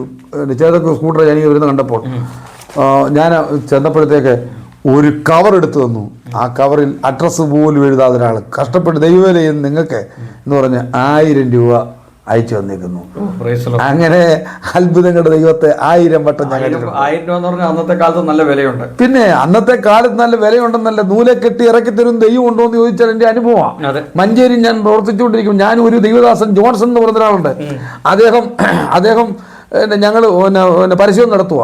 അപ്പൊ എൻ്റെ കാലിലെ ചെരുപ്പിന്റെ വള്ളി പൊട്ടിപ്പോയി കഴിഞ്ഞപ്പോഴത്തേക്ക് ചെരുപ്പ് മേടിക്കാനോ അന്ന് ബന്ധാ, നടക്കാനും വയ്യ, കടയും തുറന്നിട്ടില്ല, കയ്യിൽ പൈസയും ഇല്ല അന്നത്തെ കാലത്തെ. പക്ഷേ ആ സമയത്ത് ഒരു ചെരുപ്പ് കമ്പനിക്കാരൻ ആ വഴി വന്നു. ഈ ജോൺസൺ പാസ്റ്റർ പരിചയമുണ്ട്. അദ്ദേഹം വണ്ടി അങ്ങോട്ട് ചവിട്ടി നിർത്തി. നിങ്ങൾ എങ്ങോട്ടാണ്? നമ്മൾ ഇന്നടത്തോട്ടാ, കയറിക്കോ, ഞങ്ങൾ അങ്ങോട്ടാണ് പറഞ്ഞു. ഞങ്ങളെ കയറ്റി. ഇറങ്ങാൻ നേരത്ത് കച്ചവടമൊന്നും നടക്കുന്നില്ല, ദിവസന്മാർ പ്രാർത്ഥിക്കണമെന്ന്. ഓരോ ജോഡി ചെരുപ്പ് ഞങ്ങൾക്ക് 2 പേർക്കും നൂലെ കെട്ടി ഇറക്കി തരും ദൈവം ഉണ്ട് എന്ന് ചോദിച്ചാൽ നൂലെ കെട്ടി ഇറക്കി തരും ദൈവമുണ്ട്. എൻ്റെ അപ്പൻ്റെ പെങ്ങളും മദ്രാസ് പെങ്ങളും മൂലൂടെ വന്നു. ഇവിടെ നമ്മുടെ തിരുവല്ല സ്റ്റാൻഡ് വെച്ച് എന്നോട് ചോദിക്കുക, നീ എങ്ങനെയാണ് ജീവിക്കുന്നത്? ഞാൻ പറഞ്ഞു വിശ്വാസത്താൻ. അപ്പോൾ എന്നോട് ചോദിക്കുക, നൂലെ കെട്ടി ഇറക്കി തരുവോടാ? ഞാൻ പറഞ്ഞു നൂലെ കെട്ടി ഇറക്കി തരുമെന്ന് പറഞ്ഞു. ഇത് പറഞ്ഞുകൊണ്ടിരിക്കുമ്പോൾ നമ്മുടെ തെങ്ങയിൽ കൊച്ചുപദേശി വന്നിരിക്കുവോ. എടാ മോനെ സമയം എന്നാന്ന് ചോദിച്ചു. ഞാനിങ്ങനെ നോക്കി, പണ്ട് വാച്ച് കിട്ടുന്ന, പിന്നെ നിന്റെ കയ്യിലെ വാച്ച് എന്ത് ചെയ്യണം? ഞാൻ പറഞ്ഞു അപ്പച്ച വാച്ചില്ലല്ലോ. നിന്റെ കയ്യിലെ വാച്ച് എന്ത് ചെയ്യണമെന്ന് ചോദിച്ചു. ഞാൻ പറഞ്ഞു ഈ കാലത്താരെ അപ്പച്ച, ഈ പഴയകാലത്ത് വാച്ച് കിട്ടുമെന്ന് ചോദിച്ചു. എടാ അപ്പച്ചൻ പറയുവാണ്, കയ്യിലെ വാച്ച് ഉരുട്ട് പറയുക, എടാ എൻ്റെ മകൻ കുര്യച്ചൻ കുവൈറ്റിൽ നിന്ന് കൊണ്ടുവന്ന വാച്ചാ, ഇടറാന്ന് പറഞ്ഞു. ഞാൻ പറഞ്ഞു എനിക്ക് വേണ്ടെന്ന് പറഞ്ഞു. ഒക്കത്തില്ല, നിന്റെ കൈ ഇടറാന്ന് പറഞ്ഞു. നീട്ടി ഇട്ട് കഴിഞ്ഞാൽ പറഞ്ഞു നീ ദൈവത്തിന് മഹത്വം കൊടുത്തോണെന്ന് പറഞ്ഞു. 3 പ്രാവശ്യം പറഞ്ഞു. അപ്പച്ചൻ അടുത്ത വണ്ടിയെ ചാടി കയറിപ്പോയി. എൻ്റെ അച്ഛൻ്റെ പെങ്ങളും മോളും അത്ഭുതപ്പെട്ടു പോയി. അങ്ങനെ ഒരുപാട് അനുഭവം. നൂലെ കെട്ടി ഇറക്കി തരുമെന്ന് ചോദിച്ചാൽ നൂലെ കെട്ടി ഇറക്കി തരുന്ന ദൈവത്തിന്റെ മഹാശക്തി എൻ്റെ ജീവിതത്തിന്റെ അനുഭവത്തിൽ എനിക്ക് 1,00,000 അത്ഭുതം പറയാനുണ്ട്. 1,00,000 അത്ഭുതം. അതാണ് എൻ്റെ അനുഭവം എന്ന് പറയുന്നത്. അപ്പൊ ഇവിടെ വന്ന് താമസം ആരംഭിച്ചു. പിന്നീട് സുവിശേഷ ഈ കവലപ്രസംഗമാണ് കൂടുതലും അല്ലെ? കവലപ്രസംഗം തന്നെയാണോ? പിന്നെ ഞാന് പിന്നീടുള്ള സുവിശേഷ പിന്നെ ഈ മറ്റേ പിന്നെ സഭകൾ ആരംഭിച്ചു. എനിക്ക് ഭൂമിയിലെ ശേഷം ദൈവത്താൽ പ്രേരിതരായ സ്ലീഹന്മാർ പോയി ജാതികളിടയിൽ ഭൂതല സീമയതോളം നല്ലവൻഗേല്യോൻ. ഈ പാട്ട് കേട്ടാ ഞാൻ വളർന്നത്. അപ്പം ഈ വലിയ മഴ പെയ്യുമ്പോൾ ചെടിക്ക് വെള്ളം ഒഴിക്കുന്ന പോലുള്ളൂ പിന്നെ സുവിശേഷം അറിയാവുന്നവരുടെ സുവിശേഷം കാരണം എന്നെനിക്ക് മനസ്സിലായതുകൊണ്ട് ഞാൻ സുവിശേഷം എത്താത്ത ഗ്രാമാന്തരങ്ങളിലോട്ട് പ്രവർത്തനം ആരംഭിച്ചു. പല സ്ഥലങ്ങളിൽ ഞാൻ ചില വിജാതികളായ ആളുകളെയാണ് വിശ്വാസിക്കൊണ്ടതിനുള്ളത്. അത് ദളിത് കമ്മ്യൂണിറ്റിപ്പെട്ടവരും അങ്ങനെ വിജാതികളായ ആളുകളുടെ ഇടയിലാണ് എൻ്റെ പ്രവർത്തനം. ദീർഘവർഷങ്ങൾ പ്രവർത്തിച്ചു. എനിക്ക് സുറിയാനിക്കാരുടെ പ്രവർത്തിച്ചാൽ കോടീശ്വരനാകാമായിരുന്നു. പക്ഷെ ഞാനത് ശ്രദ്ധിച്ചില്ല. ഈ അങ്ങനെയുള്ള ആളുകളിൽ നിന്ന് വ്യത്യസ്തമായി വിജാതികളുടെ ഇടയിൽ പ്രവർത്തിച്ചു. ഉദാഹരണത്തിന് വലിയ അത്ഭുതങ്ങൾ സംഭവിച്ചിട്ടുണ്ട്. റാന്നി ടൗണിൽ തന്നെ ഞാൻ സഭ ആരംഭിച്ചു. അതെല്ലാം വിജാതികളായ ആളുകളായിരുന്നു. വിജിലി പനവേലിയും രാജു ഇബ്രഹാം MLA വന്ന് ഉദ്ഘാടനം ചെയ്യാനായിട്ട് വന്ന സംഭവമുണ്ട്. അവരും വന്ന് പങ്കെടുത്തിട്ടുണ്ട്. അതുപോലെ ഇവിടെ റാന്നിക്കടുത്ത് ചിറക്കപ്പടി എന്ന് പറയുന്ന സ്ഥലമുണ്ട്. ചിറക്കപ്പടിയിൽ ഞാനൊരു ഒരു സഭ സ്ഥാപിച്ചു. ഞാനവിടെ പോയി പ്രവർത്തനം ആരംഭിച്ചു. അവിടെ ചെന്നപ്പോഴത്തേക്ക് ഒരു പയ്യൻ കൈ പൊട്ടി അളിഞ്ഞിരിക്കുക. സകല ആശുപത്രി, നല്ല ഗായകനാ. അവനെ സകല ആശുപത്രി പരിശോധിച്ചിട്ട് അവന് സൗഖ്യം കിട്ടുന്നില്ല. പക്ഷേ നമ്മൾ സഭയായി ഒരുമിച്ച് പ്രാർത്ഥിച്ചവന് പൂർണ്ണ സൗഖ്യം കിട്ടി. അവൻ്റെ അപ്പന് 1.5 കാലേ ഉള്ളൂ. അവൻ്റെ വീട്ടിൽ പോയി ഭയങ്കര യോഗം നടത്തിക്കൊണ്ടിരിക്കുമ്പോൾ ഞാൻ നോക്കുമ്പോൾ ഒരു കുടില. അവിടെ ഒരു രക്ഷയില്ല. ഞാൻ പറഞ്ഞു ഇതോ അത്ഭുതം സംഭവിക്കാൻ പോകുന്നു, ഇതോ നൂലിൽ കെട്ടി വെണ്ണിച്ചാലൊരു വീട് ദൈവം തരാൻ പോകുന്നു പറഞ്ഞു. അത്ഭുതങ്ങൾ അവിടെ നടന്നു. 3 മാസത്തിനുള്ളിൽ അയാൾക്ക് വീട് കിട്ടി. ഒരാളെ സ്പോൺസർ ചെയ്തു. അങ്ങനെ അതൊക്കെ വിരിച്ച് പറയാനുണ്ട്. അവിടെ 80 പേരെ വിശ്വാസത്തിൽ കൊണ്ടുവന്നു. 13 ദിവസം കൊണ്ടൊരു ഹോള് പണിതു. 13 ദിവസം കൊണ്ട് സ്ഥലം ഞാൻ മേടിച്ചു കൊടുത്തു. ഹോള് പണിതു, ശവക്കോട്ടം മേടിച്ചു കൊടുത്തു. ചുരുക്കി പറഞ്ഞാൽ അതെല്ലാം അത്ഭുതമാണ്. കാരണം അവിടുത്തെ ഇമാം, തൃക്കോമലയിലെ ഇമാം, CMSന്റെ ബിഷപ്പ് അടക്കം, ഇവിടുത്തെ രാഷ്ട്രീയ സാമൂഹിക നേതാക്കന്മാരടക്കം എൻ്റെ മീറ്റിങ്ങിൽ വന്നു പണ്ട്. പക്ഷേ ഞാൻ എൻ്റെ പ്രസംഗം കഴിഞ്ഞ് വചനം പ്രസംഗിക്കാനുള്ള അവസരം കൊടുത്തു കഴിഞ്ഞ് ഓരോ ആശംസ മാത്രമേ എല്ലാ പ്രമുഖർക്കും കൊടുത്തുള്ളൂ. കാരണം ഞാൻ അവിടെ എല്ലാം ദൈവത്തിന് മഹത്വം കൊടുത്തുകൊണ്ടേയിരുന്നു. അങ്ങനെ കേരളത്തിൽ പലയിടത്തും സഭകൾ ആരംഭിച്ചു.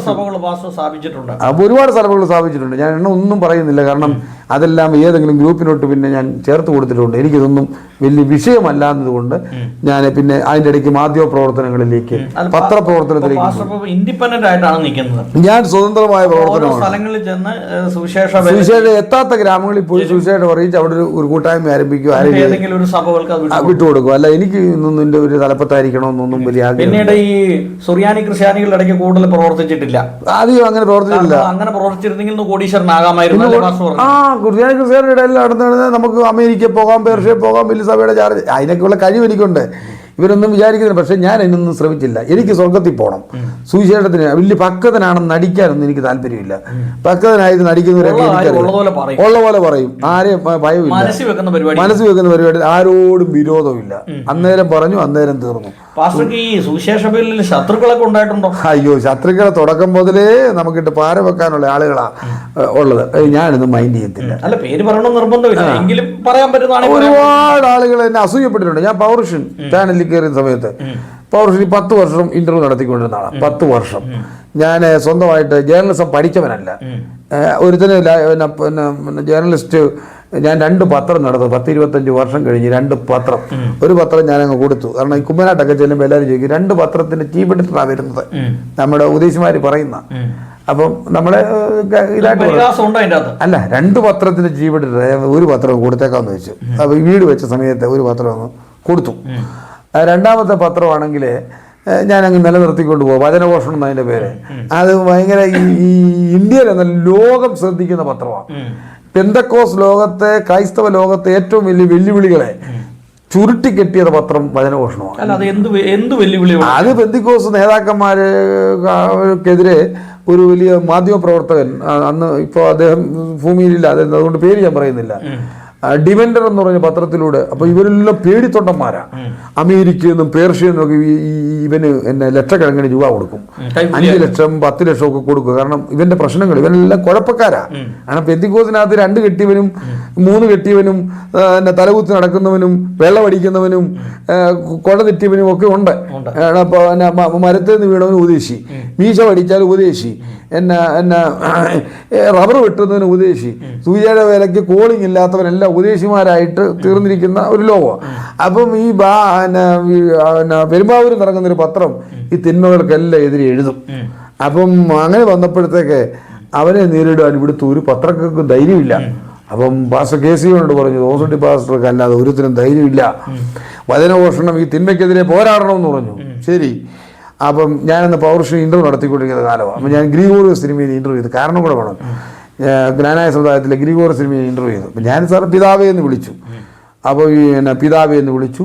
പിന്നെ അപ്പം അങ്ങനെ വിളിച്ചപ്പോൾ പിതാവേ എന്ന് വിളിച്ചു, തിരുമേനി എന്ന് വിളിച്ചു. നീ എന്നെ ബാലൻ വിളിച്ചു ചോദിക്കുക, തിരുമേനി എന്തിനാ വിളിച്ചത്? ഞാൻ പറഞ്ഞു എല്ലാവരും തിരുമേനി എന്ന് വിളിക്കുന്നു. പിതാവേ എന്ന് വിളിച്ചു. നമ്മൾ ഒത്തിരി വിശ്വാസികളുടെ പിതാവ്, അതുകൊണ്ടത്. അപ്പോൾ അതൊന്നും ശരിയായ നടപടിയല്ല. ഞാൻ പറഞ്ഞു എനിക്ക് ശരിയായ നടപടിയാ, ഞാൻ തനിക്കെതിരെ എഴുതും. അപ്പം അതിനു മുമ്പ് തന്നെ ഞാനൊരു 10 മാസം ഇവനെതിരെ എഴുതി. ഇവനെ മൊത്തം ലോകം മുഴുവൻ, ഇവന്റെ ഒരു പത്രം ഇറങ്ങിയാൽ 10 ലക്ഷം പേരാ കാണുന്ന ആ കാലഘട്ടത്തിൽ. എന്ന് പറഞ്ഞാൽ ഇവനെ പേടിച്ചിട്ട് ഇതൊക്കെ അമേരിക്ക, പേർഷ്യ, ഈ എല്ലാ നേതാക്കന്മാർ ലക്ഷക്കണക്കിന് കൊണ്ട് കൊടുക്കുന്നത്. പക്ഷേ ഞാൻ വഴങ്ങിയില്ല. കാശ് വിട്ട അവന് ഇഷ്ടം പോലെ കാശ് കിട്ടും. അതുകൊണ്ട് പെരണ്ട ഉപദേശിമാർ ഇവന്റെ പേര് കേൾക്കുമ്പോഴേ വരും. അവനോട് എതിർക്കാൻ ഇവിടുത്തെ പെന്തക്കോസ് ലോകത്തിൽ ഒരു പത്രക്കാർക്കും ധൈര്യമില്ലായിരുന്നു. ഞാൻ രംഗത്ത് വന്നു.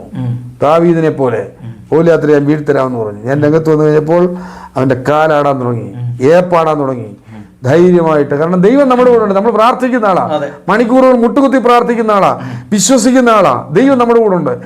അങ്ങനെ വന്നു കഴിഞ്ഞപ്പോഴത്തേക്ക് അവന് വലിയ പ്രതിഭ. അപ്പോൾ അങ്ങനെ വന്നപ്പോൾ അവന് ഞാൻ പറഞ്ഞു നീ പോയി പണി നോക്കാൻ പറഞ്ഞു. എൻ്റെ പത്രപ്രവർത്തനത്തിലൂടെയാണ് അവൻ്റെ പിന്നെ ഡിവെൻഡർ പൂട്ടുന്നതും ജനങ്ങൾ അവനെതിരെ വരുന്നതും കുഴച്ചിലായി. പൂട്ടിക്കെട്ടിച്ചു. അത് ഞാൻ യുദ്ധത്തിനിറങ്ങിയാൽ മുസാദിന്റെ കാര്യം പറഞ്ഞ പോലെ, ഷിൻബെറ്റിന്റെ കാര്യം പറഞ്ഞ പോലെ, യുദ്ധത്തിലിറങ്ങിയാൽ യുദ്ധം ജയിച്ച് ഞാൻ മടങ്ങും. അത് ദൈവത്തിന്റെ ഒരു കൃപ എനിക്കുണ്ട്. പ്രാർത്ഥന തോറ്റുപോകാത്ത ആയുധം എന്ന സുറിയാനി സഭയുടെ പിതാക്കന്മാർ പറഞ്ഞത്. അമേരിക്കയുടെ ആയുധം തോക്കും, റഷ്യയുടെ ആയുധം തോക്കും, ഇസ്രായേലിന്റെ ആയുധം തോക്കും. പക്ഷെ പ്രാർത്ഥന തോറ്റുപോകാത്ത ആയുധമാണ്. പ്രാർത്ഥിച്ചാൽ അത്ഭുതങ്ങൾ സംഭവിക്കും. ഞാൻ പ്രാർത്ഥനയിൽ ദൈവത്തിൽ ആശ്രയിക്കുന്ന ആളാണ്. അതുകൊണ്ട് ഞാൻ പൗരുഷിൽ 10 വർഷം സകലരെ ഇന്റർവ്യൂ ചെയ്യാൻ ദൈവം എനിക്ക് അവസരം. പാസ്റ്റർ ഇന്റർവ്യൂ ചെയ്തിട്ടുള്ള പ്രശസ്തന്മാരായിട്ടുള്ള ആളുകളെ കുറിച്ച് കേന്ദ്രമന്ത്രിമാരെ ഇന്റർവ്യൂ ചെയ്തിട്ടുണ്ട്. പേര് പറയാമോ? നമ്മുടെ PC ജോർജ്, അല്ല പിന്നെ PC തോമസ്, പിന്നെ കേരളത്തിലെ മുഖ്യമന്ത്രി, പിന്നെ കോടിയേരി ബാലകൃഷ്ണൻ, ഉമ്മൻചാണ്ടി, രമേശ് ചെന്നിത്തല, പ്രതിപക്ഷ നേതാവ്, മുഖ്യമന്ത്രി ഇന്റർവ്യൂ ചെയ്തത് പിന്നെ നമ്മുടെ പിണറായി വിജയനെ, പിണറായി വിജയനെ ഇൻ്റർവ്യൂ ചെയ്തു, പിന്നെ നമ്മുടെ ഉമ്മൻചാണ്ടി ഇൻ്റർവ്യൂ ചെയ്തു, പിന്നെ കോടിയേരി ബാലകൃഷ്ണൻ ഇൻ്റർവ്യൂ ചെയ്തു, ഗൗതം മാസ്റ്റർ ഇൻ്റർവ്യൂ ചെയ്തു, പ്രതിപക്ഷ നേതാവിനെ ഇൻ്റർവ്യൂ ചെയ്തു. എൻ്റെ പിന്നെ ശ്രീധരൻപിള്ള, ഗവർണർ ശ്രീധരൻപിള്ള ഇൻ്റർവ്യൂ ചെയ്തു. ഞാൻ ഇൻ്റർവ്യൂ ചെയ്യാത്ത ഒരു മന്ത്രിമാര്, MP-മാർ, MLA-മാരും ഇല്ല. അത്രമാത്രം അത്ഭുതകരമായി സുറിയാനി സഭയിലെ അനേക പിതാക്കന്മാർ, പിന്നെ യാക്കോബായുടെ ബാബ, ശ്രേഷ്ഠ കാതോലിക്ക, 20 ലക്ഷം ജനങ്ങളെ നയിച്ച ശ്രേഷ്ഠ കാതോലിക്ക ബാബായ ക്ലീമീസ് കർദിനാളിനെ വരെ ഇന്റർവ്യൂ ചെയ്യാനായിട്ട് മഹാഭാഗ്യം എനിക്കുണ്ടായി. എന്നോട് ദൈവം പറഞ്ഞു, എനിക്ക് ഞാൻ ഇന്റർവ്യൂ ഒന്നും കഴിക്കില്ല. ഇത് എങ്ങനെയാണെന്ന് എനിക്ക് ഇപ്പോഴും അറിയത്തില്ല. എനിക്ക് കാരണം എന്നോട് ദൈവം പറഞ്ഞു, ഞാൻ നിന്നെ ക്രൈസ്തവ നേതാക്കന്മാരെയും പ്രമുഖരെയും ഇന്റർവ്യൂ ചെയ്യാൻ എൻ്റെ ആത്മാവ് നിന്നെ കണ്ടിരിക്കുന്നു. ഒരു ഇന്റർവ്യൂ കണ്ടിട്ടില്ലാത്ത ഞാൻ ഇന്റർവ്യൂ എന്താണെന്ന് അറിയാൻ വയ്യാതെ ബ്രിട്ടാസിനേക്കാൾ ഭംഗിയായി ഇന്റർവ്യൂ ചെയ്യാനായിട്ട് ദൈവം എൻ്റെ കാര്യങ്ങളെടുത്ത്. എൻ്റെ നാവിന്മേൽ ദൈവത്തിൻ്റെ അഭിഷേകമുണ്ട്, ദൈവം എൻ്റെ കൂടെ ഉണ്ട്. അതുകൊണ്ടാണ് എന്നെ കൊണ്ട് സാധിക്കുന്നത്, എൻ്റെ കഴിവുകൾ കൊണ്ടല്ല. ജേർണലിസം പഠിക്കാത്ത എനിക്ക് ജേർണലിസത്തിന് സർട്ടിഫിക്കറ്റ് ഒരുത്തം കൊണ്ട് തന്നിരിക്കുന്നു, 99%. ഞാൻ ഇവിടെ എടുത്ത് മാറ്റി അങ്ങാണ്ട് വെച്ചിട്ടുണ്ട്. അവന് ലൈസൻസും പത്രവും ലൈസൻസ് എടുത്തു കൊടുത്തേനാ, പത്രത്തിൽ ലൈസൻസ്. അപ്പം ഇതൊന്നും ഞാൻ സ്വയമല്ല, എല്ലാം ദൈവത്തിന്റെ കരുണയാൽ. അതായത് രാഷ്ട്രീയ നേതാക്കന്മാര്, MP-മാര്, MLA-മാര് അവരുടെ വീടുകളിൽ പ്രാർത്ഥിക്കുന്നു. ആ ആൻഡവാനുടെ വീട്ടിൽ 12 പ്രവാചകന്മാരെ കൊണ്ടുവന്ന് പ്രാർത്ഥനാ യോഗം നടത്തി, ഞാൻ എന്റെ നേതൃത്വത്തിൽ നടത്തിയത്. ആൻഡവാനോട് വിളിച്ചു ചോദിക്ക്, അതിന്റെ വീഡിയോ ഉണ്ട്. ആ വീഡിയോ എല്ലാം യോഗം നടക്കുമ്പോൾ ഞാനിത് പറയുന്നുണ്ട്. ഇവിടുത്തെ എന്നെ സൈച്ചറിയാന്റെ വീട്ടിൽ പോയി ഞാൻ സൈച്ചന്റെ 1.5 മണിക്കൂർ പ്രാർത്ഥന നടത്തി. അതിന്റെ ഫലം 1 മണിക്കൂറിനുള്ളിൽ നടന്നു. ആന്റി എന്നെ അന്നേരം വിളിച്ചു, സൈച്ചറിയാന്റെ വൈഫ്. ഓസ്ട്രേലിയ ദൈവം അത്ഭുതം പ്രവർത്തിച്ചത്. അങ്ങനെ എത്രയോ, ഞാൻ പേര് പറയുന്നില്ല, എത്രയോ രാഷ്ട്രീയ നേതാക്കന്മാരുടെ തലയിൽ, MP-മാരുടെ തലയിൽ കൈവച്ച്, MLA-മാരുടെ തലയിൽ കൈവച്ച്, ഉന്നതരുടെ തലയിൽ കൈവച്ച് പ്രാർത്ഥിക്കാൻ എനിക്ക് അവസരങ്ങൾ ദൈവം തന്നു. ഇതൊന്നും എൻ്റെ കഴിവല്ല, ദൈവത്തിന്റെ കൃപ. ചിലത് പറയും ഞാൻ രാഷ്ട്രീയ ബന്ധങ്ങളാ. രാഷ്ട്രീയ ബന്ധം വേണ്ടേ? ദൈവദാസന് ഇപ്പോൾ ഒരു പ്രശ്നം വന്നാൽ ദേവാസന്റെ വീട്ടിൽ കള്ളം കയറി എന്ന് കൂട്ടിക്കോ, കള്ളം കയറിയാൽ പോലീസിനെ അറിയിക്കത്തില്ല. അത് രാഷ്ട്രീയമല്ലേ? അപ്പോൾ അതുകൊണ്ട് ഇവിടെ രാഷ്ട്രീയ ബന്ധം ഉള്ളത് കൊണ്ട് ജപ്തി നോട്ടീസും കൊണ്ട് വരും ഒത്തിരി പാസ്റ്റർമാര്.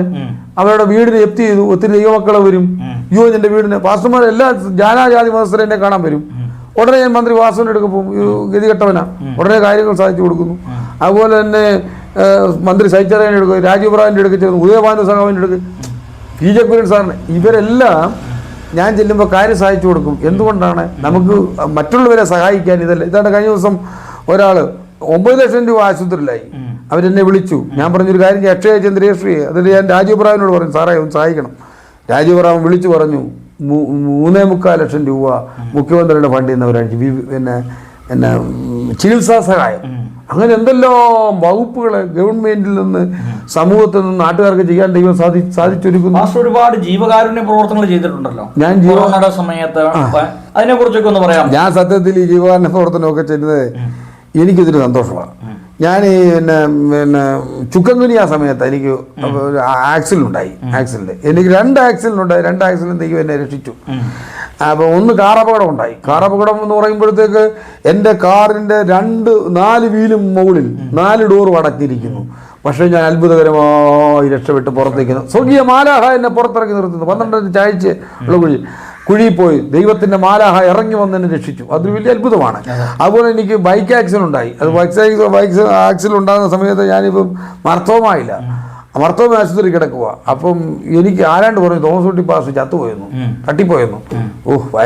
പലരും സന്തോഷിക്കുന്നുണ്ടെന്ന് 1-2 പേര് വിളിച്ചു പറഞ്ഞു.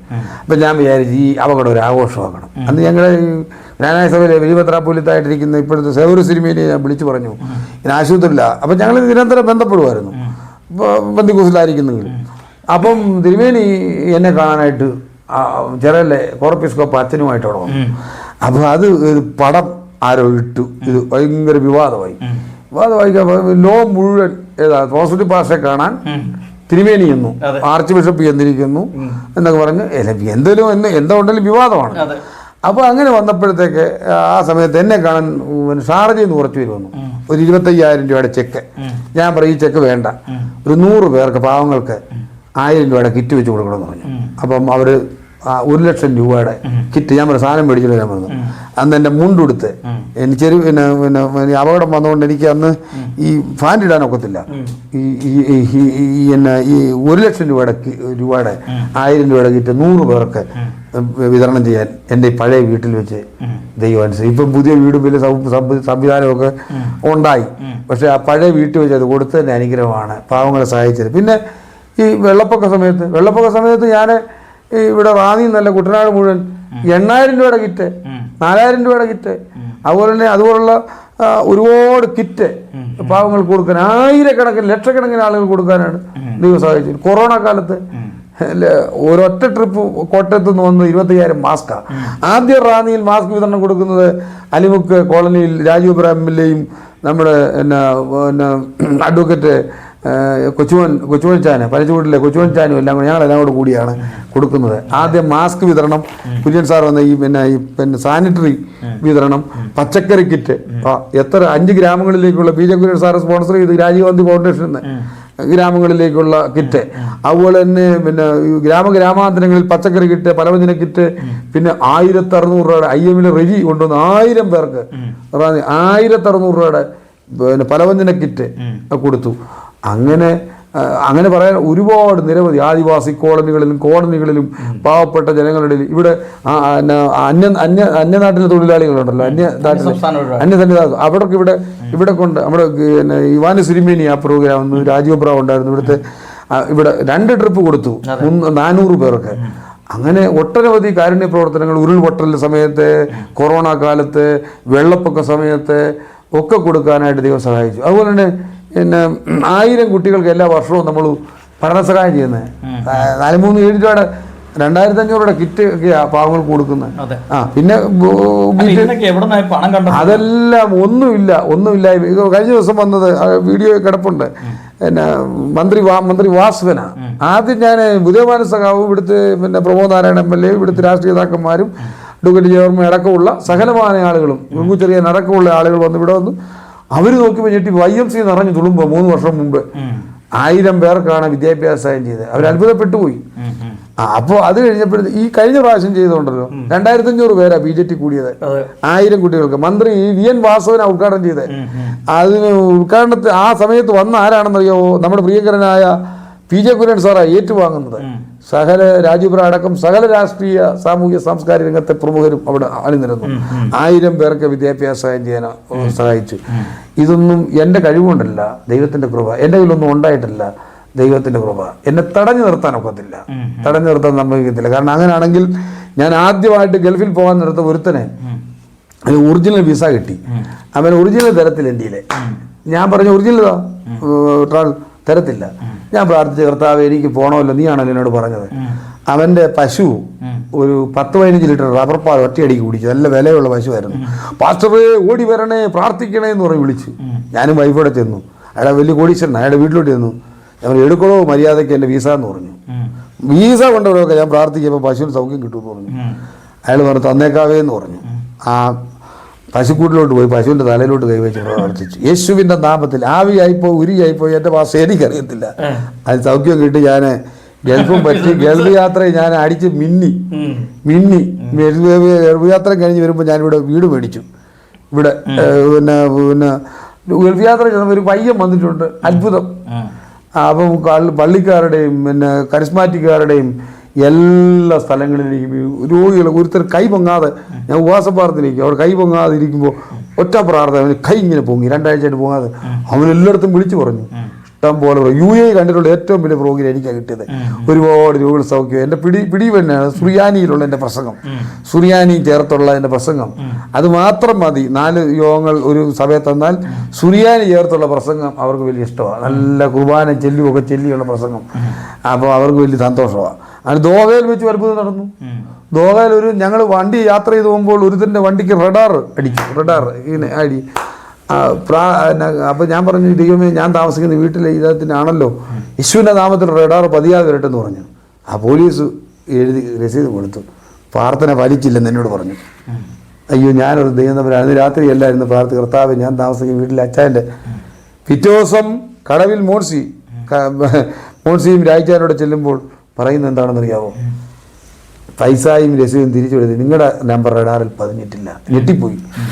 ദോഹയിൽ 21 മീറ്റിംഗ് കരിസ്മാറ്റിക് യോഗങ്ങളിൽ വരെ ഞാൻ പ്രസംഗിച്ചു. മസ്കറ്റിൽ അത്ഭുതം സംഭവിച്ചു. മസ്കറ്റിൽ കൈ പൊങ്ങാതിരിക്കുന്ന ഒരുത്തിനു വേണ്ടി സലാലയിൽ സൗഖ്യം കിട്ടി. ഒരുത്തിനു വേണ്ടി പ്രാർത്ഥിച്ചപ്പോൾ എന്നോട് പറഞ്ഞു എടുക്കടാ കൈയെന്ന് തമ്പുരാൻ പറഞ്ഞു. കാരണം അവൻ എന്തോ പാപം ചെയ്ത് എനിക്ക് ഞാൻ വരുത്തിയ രോഗം നീ പ്രാർത്ഥിച്ചാൽ മാറുമോ. അന്നേരം ഞാൻ പേടിച്ച് കൈയെടുത്തു. അങ്ങനെ രോഗശാന്തി അത്ഭുതം നടന്നു. ബഹ്റിൽ എനിക്ക് റെസിഡൻസ് വീസ കിട്ടി. എൻ്റെ ഇത് നോക്കി റെസിഡൻസ് വീസ ജനറൽ മാനേജറായിട്ട് ഒരാൾ അടിച്ചു തന്നു. അവിടുത്തെ സഭയുടെ ഭാഷ. ഞാൻ പറഞ്ഞു അവിടെ ഒതുങ്ങുന്ന ആളല്ല, ഞാൻ ലോകം മുഴുവൻ കറങ്ങേണ്ട ആളാണ്, ഒക്കത്തില്ലെന്ന് പറഞ്ഞു. കുവൈറ്റിൽ അത്ഭുതം സംഭവിച്ചു. കുവൈറ്റിൽ ഞാൻ പിന്നെ ഇരിക്കുന്ന അപ്പം ബഹ്റിന് ദോഹ മസ്കറ്റ് കുവൈറ്റ് ഇങ്ങനെ കുവൈറ്റിൽ ചെന്നപ്പോഴത്തേക്ക് എൻ്റെ 1 മാസമായപ്പോൾ വിസ തീർന്നു പോയി. അപ്പോഴത്തേക്ക് ഞാൻ പറഞ്ഞു ടിക്കറ്റ് കിട്ടുന്നില്ല. എൻ്റെ ഒരു മാസം ആ പാടെ 1 ലക്ഷം രൂപ അവിടെ പ്രസംഗിച്ച് കിട്ടി. ഞാൻ വരിസംഖ്യ സംഭാവന സ്വീകരിക്കത്തില്ലെന്ന് പ്രസംഗിക്കും. ഇവിടെ ചെല്ലുന്ന പുള്ളികളെല്ലാം വരിസംഖ്യം മേടിച്ച് പത്രത്തിൻ്റെ അവിടെ പത്രവും കിട്ടത്തില്ല. അതുകൊണ്ട് ഞാനത് ഇതൊന്നുമില്ല, എനിക്ക് അതുകൊണ്ട് വലിയ പൈസ പ്രസംഗിച്ച് കിട്ടുന്നേ ഉള്ളൂ. അപ്പോഴത്തേക്ക് നമ്മുടെ ഇറക്കിയ സ്പോൺസറോട് ഞാൻ പറഞ്ഞു രായ്ച്ചാന വൈഫിൻ്റെ ബന്ധത്തിൽപ്പെട്ട അപ്പം കൊച്ചുവിദേശിയുടെ മോന ഞാൻ പറഞ്ഞു രായ്ച്ച അവിടെ ചെന്ന് സ്പോൺസറോട് പറയാൻ പറഞ്ഞു. പുള്ളിക്ക് പേടി, കാരണം 4 ദിവസമായിട്ട് ടിക്കറ്റ് കിട്ടുന്നില്ല. അതിന് പിന്നെ ഫൈൻ അടയ്ക്കണ 12,000 രൂപ ആവും. ഞാൻ പ്രാർത്ഥിച്ചു ആഹീഷിൻ്റെ മനസ്സിനെ മറിച്ചിട്ട് ദൈവമേ നീ അത്ഭുതം ചെയ്യണമേ കർത്താവേ എന്ന് പറഞ്ഞു. ഞാൻ പറഞ്ഞു നമുക്ക് പിന്നെ സ്പോൺസർ എടുക്കലോട്ട് പോകാൻ പറഞ്ഞു. ഞാൻ രായ്ച്ചാനോട് ചെല്ലും. രായ്ച്ചാൻ പേടിച്ചിട്ട് അങ്ങോട്ട് ഞാൻ പാസ്പോർട്ടുമായിട്ട് കയറി സലാം അലക്. അയാൾ എൻ്റെ മുഖത്തോട് നോക്കിയിട്ട് ടക്ക് ഒരടി, വീണ്ടും എൻ്റെ മുഖത്തോട് നോക്കിയിട്ട് ഒരടി. 1 മാസം കൂടെ ഫൈൻ ഇല്ലാതെ വീസ പുതുക്കിട്ടുണ്ട്. പിന്നത്തെ താമസം പാസ്റ്റർ അത്ഭുതമാണ്. കിഴക്കിലത്തെ സജിയോട് ചോദിച്ചറിയാം. ഞാൻ താമസിക്കുന്നിടത്ത് 1 മാസം താമസം പോയിട്ടുണ്ടായിരുന്നു. ഇവിടെ പിന്നെ ഇവിടെ നമ്മുടെ ചാപ്പൽ പള്ളിയുടെ അങ്ങപ്പുറം കിഴക്കിലത്തെ സജിയും ഒരു ഭാര്യയും താമസിച്ചുകൊണ്ടിരുന്നില്ല. ഞാനിങ്ങനെ എന്നോട് കർത്താവ് പറഞ്ഞു ഇറങ്ങി നടക്കണമെന്ന് പറഞ്ഞു. ഞാൻ നടന്നു, വിശ്വാസത്തിൽ നടന്നു. ഒരു ബിൽഡിംഗ് ആണ് അങ്ങോട്ട് എല്ലാം പറഞ്ഞു. അവിടെ ചെന്നു. അങ്ങനെ ഒന്നും ചുമ്മാ ചെന്നു അവിടെ ചെന്ന് കൊട്ടാനൊക്കത്തില്ല. ദൈവനിയോഗോ അവർക്ക് ചെന്ന് അടിച്ചപ്പോഴത്തേക്ക് സജിയും ഭാര്യ ഇറങ്ങി വരുവാ. എന്നാ വാസു ഇവിടെ കുവൈറ്റ് വന്നു. അവര് വന്നു, കയറിയിരുന്നു, വെള്ളം കുടിച്ച് വർത്താനം പറഞ്ഞു. അവര് പെന്തിക്കോസ് ഒരു വ്യവസായിയുടെ കൂടെ താമസിച്ചുകൊണ്ടിരുന്നത്. കാര്യം വർത്താനം പറയുമ്പോൾ ഇവിടെ താമസിച്ചോളാൻ കണ്ടോ താമസവും കിട്ടി.